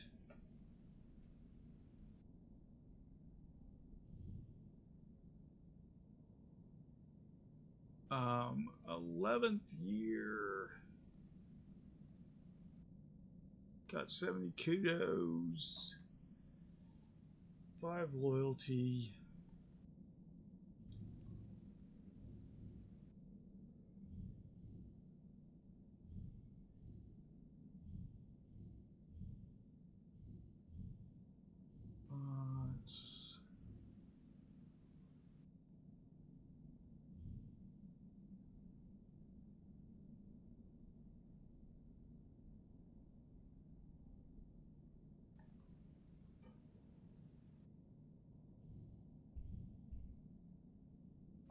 Okay, start age 12.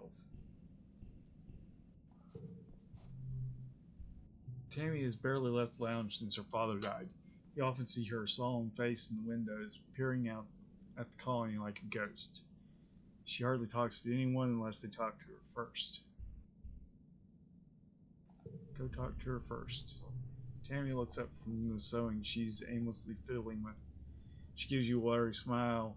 It's clear she's been crying. Hello, Badly, she says, wiping her face. Is everything okay? Typical Tammy.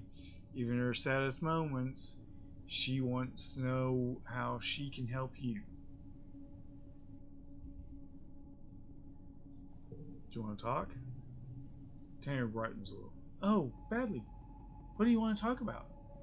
You tell her that you want to talk about how she's been feeling lately, and her face falls again. Oh, she mumbles. Okay, I guess I'm kind of being a downer right now. Sorry.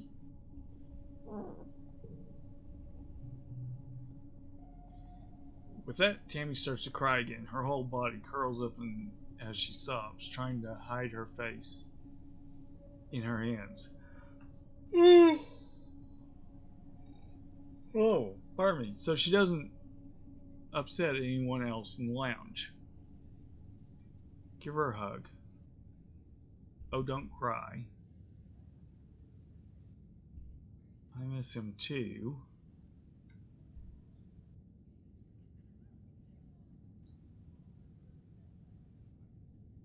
You'll get through this.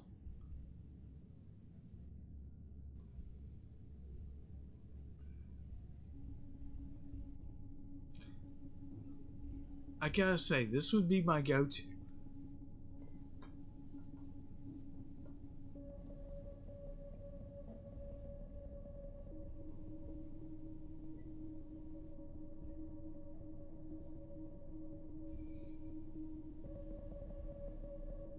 I mean, but if you have to have so much to do one of these have got to be better, right?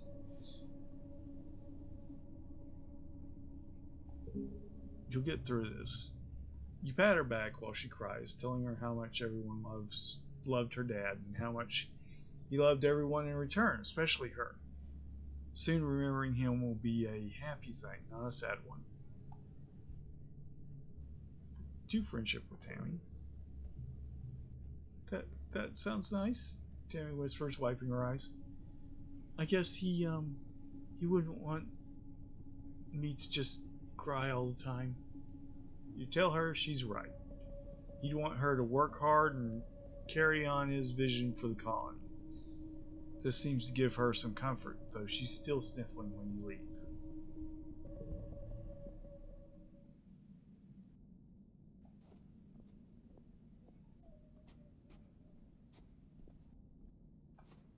What's this?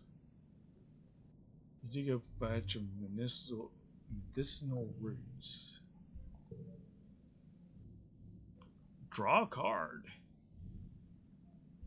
Give me more of those medicinal roots. Figure I'm going to be using them a lot.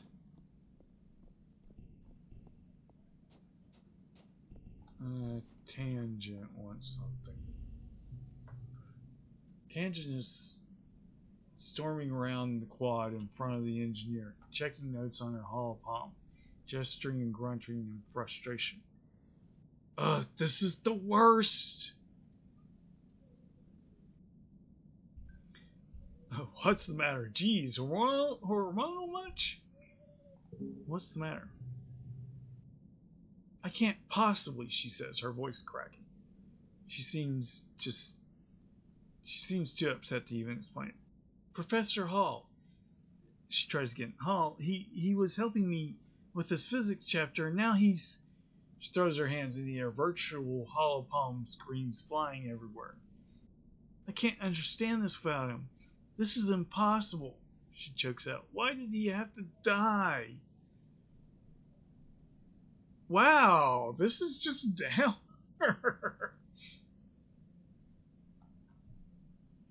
Listen to give Tang a hug. We're all going to die eventually.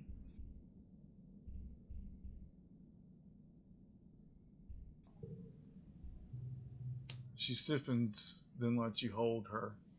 You can feel her shaking. You think she might be crying, but then she finally pulls away. Her eyes are dry. Thank you, Badly, she says. I know you're having a hard time with this as well. Nothing is easy on Vermidia. When even the adults can't protect themselves, it's obviously we're on our own out here. 30 engineering or greater. Nope. Well, good luck. Tang nods, going back to her notes. Thank you, she mumbles.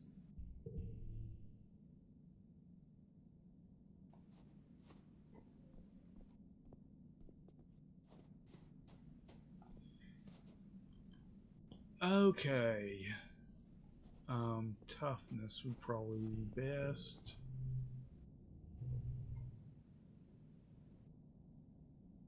To bravery 1 toughness. To combat 1 animal. What's placement sports ball? Mars may not be skilled at sports. May not be skilled a sports ball player as Amonette, but she plays hard. She orders people around like a team captain, but she isn't so great at passing the ball. She'd rather be the star. Her favorite thing is to spike the ball right into the opposite net stop body.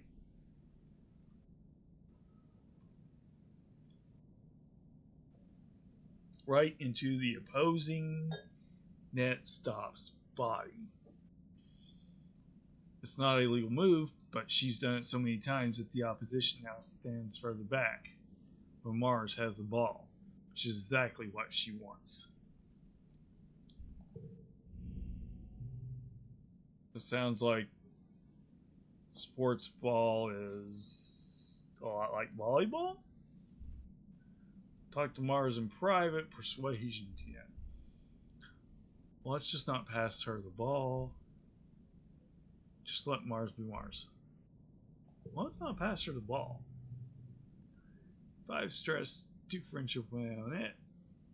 For the rest of the game, you and Annette pass to each other and ignore Mars. She notices but just assumes you want to be the star too and doesn't give you any hassle. The thing you've learned about Mars is that she loves to be the best, but she doesn't have the kind of ego that makes her mean about it. Doesn't really solve the problem, but it's kind of fun anyways.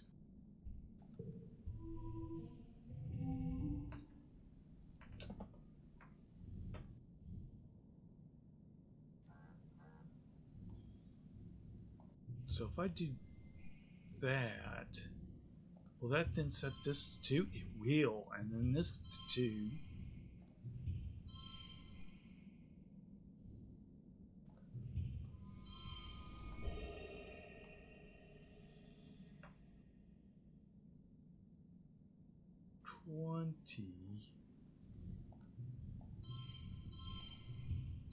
What if I do that? 21.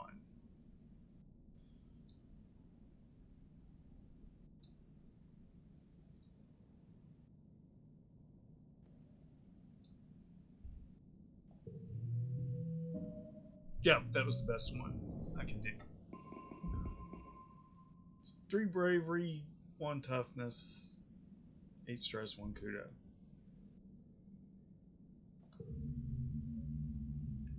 You've been having weird dreams as usual. They seem to get worse around glow. You wake from a dream that has tears drying on your face, though you can't remember why, just that you were terrified.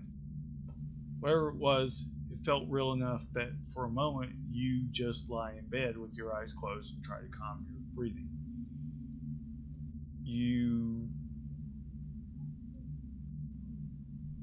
Something rub your eyes and blurrily. Surprise! Oh, it's your birthday. Your dad leaps onto the bed and gives you a big cuddle. Happy birthday, little tomato head. 12 years old. Wow. Can you believe it? No, your mom answers for you, laughing as she hands you your present. It's just yesterday, Anastasia was showing me how to change your diaper.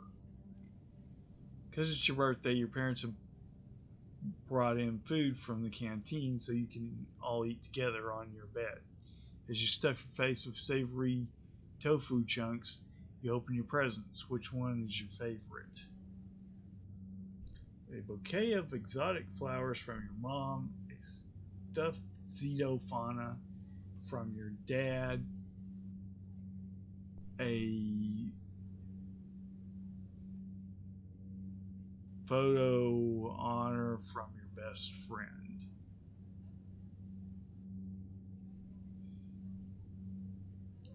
Plus 1 to all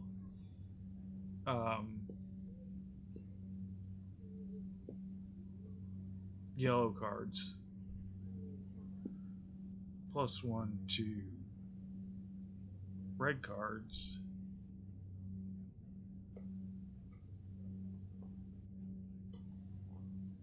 This is a gift.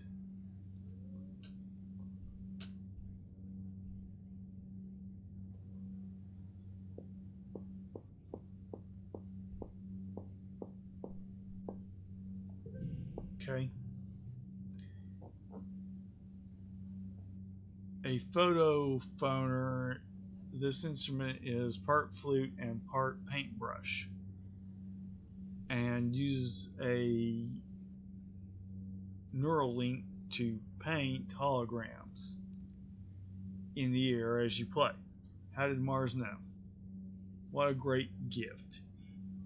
Can't wait to practice it in the lounge. Everyone's going to love it. Unlock to play the photo phoner in the living quarters. Your dad clears away the wrapping paper and the dishes from breakfast. Your mom folds her hands on the table and gives you a serious look. Uh-oh. So, she says, we've been here 2 years now. I know your dad and I have always said you're in charge of your schedule, but we've been keeping an eye on you.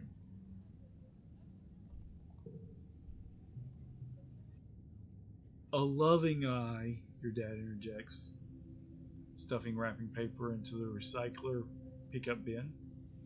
A trusting, gentle eye. You've been staying active, your mom continues. That's great. A healthy body is a healthy mind, and you need both in life.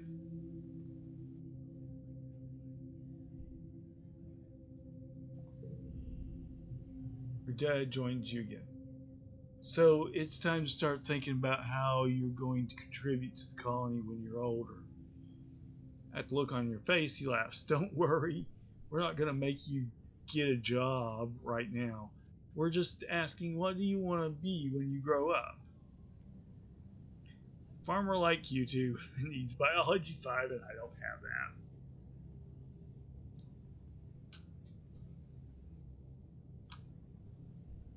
A teacher like Professor Hall, a dad with like 10 kids,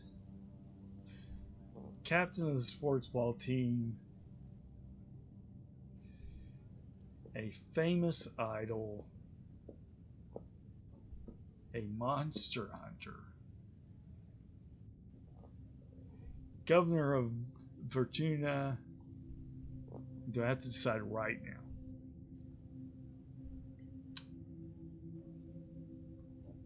I wasn't training up bravery. I figured I needed to have like persuasion and toughness.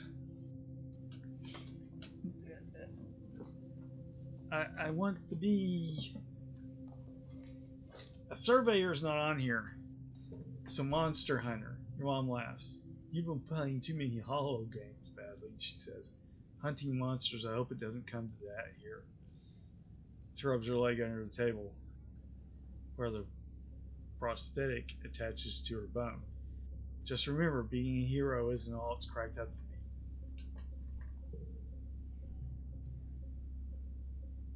Well, your mom starts to get up. I'm sure your friends all want to wish you a happy birthday. She stops and snaps her fingers. Oh, you might not have considered a career as a depot clerk. But Al and Bernie mentioned their daughter, Mars, is working there and she needs some help. Now that people can freely order luxuries, it's pretty busy there. Sure beats shoveling dirt, your dad laughs. If you don't take that job, you tell Mars I'll be right there. Mom rolls her eyes and smiles. The early quiet, the big quiet.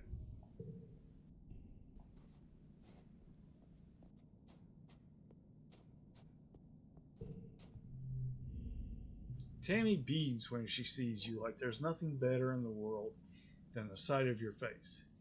Happy birthday, Badly, she exclaims. She comes in for her annual birthday hug, throwing her arms around you and giving you a great big squeeze. Here, I got you this. Cake. How did I know?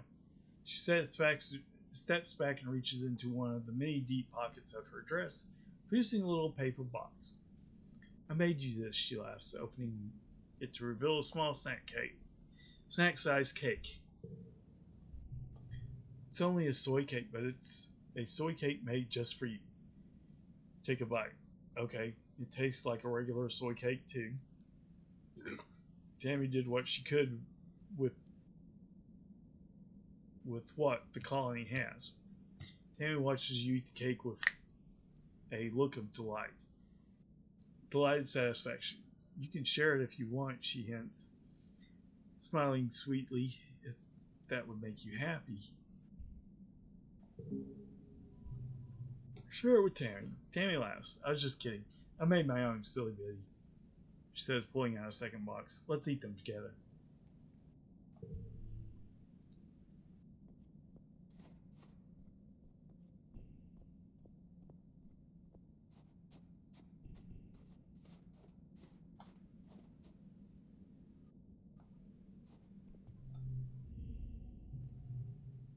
Expeditions. You step cautiously through the colony gates. Badly. How's it going, little bro? Chief Surveyor Utopia steps casually out to bar your way while making it look accidental. Whoa there, I don't know if you were ready to head out there and join the surveyors just yet. Why don't you skedaddle and stick the sports ball inside the wall for now? She rubs her knuckles into your scalp and sends you on your way. I'm tough enough.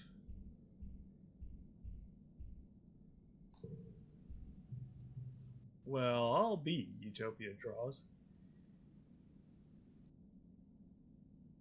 rippling at you playfully. You ain't lying, kid. You got grit. Listen, she tells you. I'll speak to your parents. You're still a bit young, but I'd wager next year you could join the junior surveyors team, alright? Just hold tight until then. Sorry, Sprout. Dejected, you drag your feet as you walk back through the gates to safety. Psst. What's that? You look around, questioning. Psst. It's Dis. He's hiding behind some bushes. That's so typical. He puts a finger to his lip and motions for you to follow him. Sure, you figure, why not? He leads you silently along the wall towards the garrison, and crouches down in the bushes between the sports ball field and the security pavilion to fiddle with something. Suddenly he's gone. What? You check to make sure nobody else noticed, then scuttle over to where you last saw him, behind some pot flowers bushes. There's a drainage pipe in the wall big enough to crawl through. A heavy grate keeps animals out, but it's loose. You could slide it aside to get through. You could sneak out. Sneak out in expeditions. The adults won't let you visit the Valley of Vertigo or the Sequicious Swamps or the other cool places surveyors get to go. Well, you could sneak through here and explore just outside the colony walls. If this does it, how dangerous could it be? Okay, but I need full empathy. Or not full empathy. I need full rest for that. I need not be stressed. Let's see. What's on the notice board? Nothing new. Nothing new there. I could deliver supplies.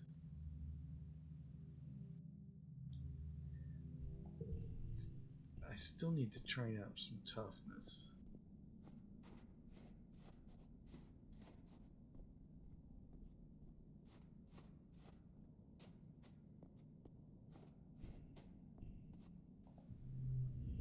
And perform a random act of kindness needs empathy 40. Tammy smiles when she sees you, though that's a little noise of dismay. Badly, your clothes are full of holes, she says. Bring me those pants tonight and I'll mend them right away for you. Or right up for you, okay?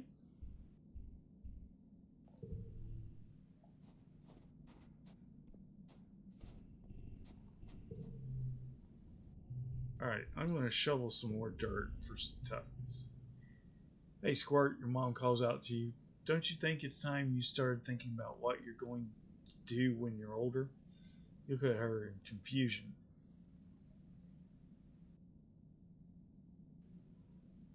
Isn't she always telling you to stay in school? She chuckles. You gotta think about it sometime, kid.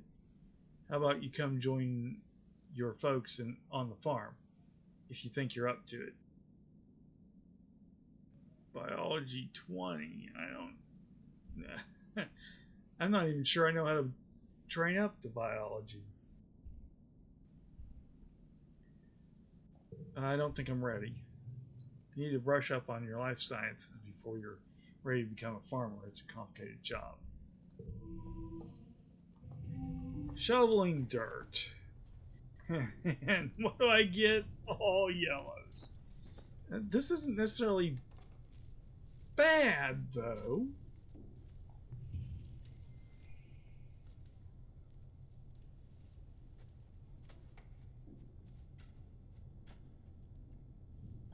No. Let's start with this. We're not going to be able to do a run anyways.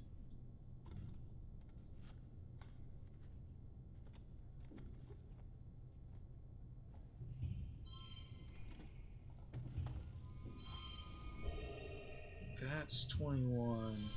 That's 25. Oh, that's super goal.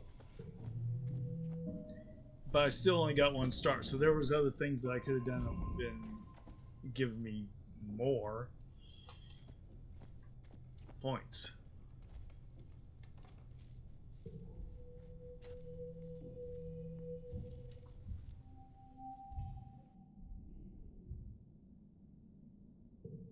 Late quiet. Okay. If in the next month I want to sneak out, I'm going to have to rest. Cal wants to talk to me, but that will have to be next time because we are out of time.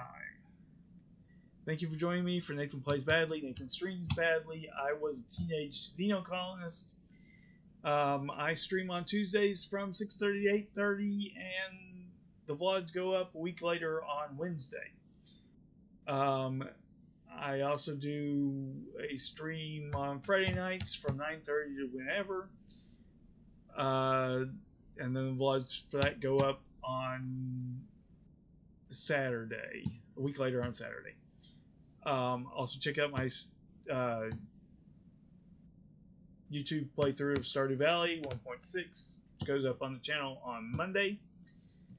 I don't know if I'm going to go back to Final Fantasy IX next week or if I might do this again. I'm having fun with this, and I feel like I'm kind of burned out on Final Fantasy.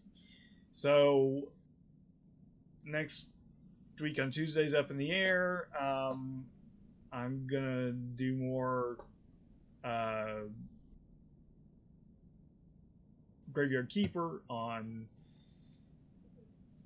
Friday night. If you want to get in touch with me on social media, my ex is at Nathanbadly, and Nathan Plays Badly on Facebook, Discord, YouTube, and here on Twitch. Thank you and goodbye. Oh, I forgot to say about the Discord server. We have a Discord server. If you want to get on that, give me a friend request to Discord, and then I'll send you the invite for the server. Thank you and goodbye. Hey, it's Nathan Plays Badly here. If you like this video, please leave a like. If you didn't like this video and you want to leave a constructive comment about what you think might make this video better, I'd also appreciate that. Also, you might see my picture down here.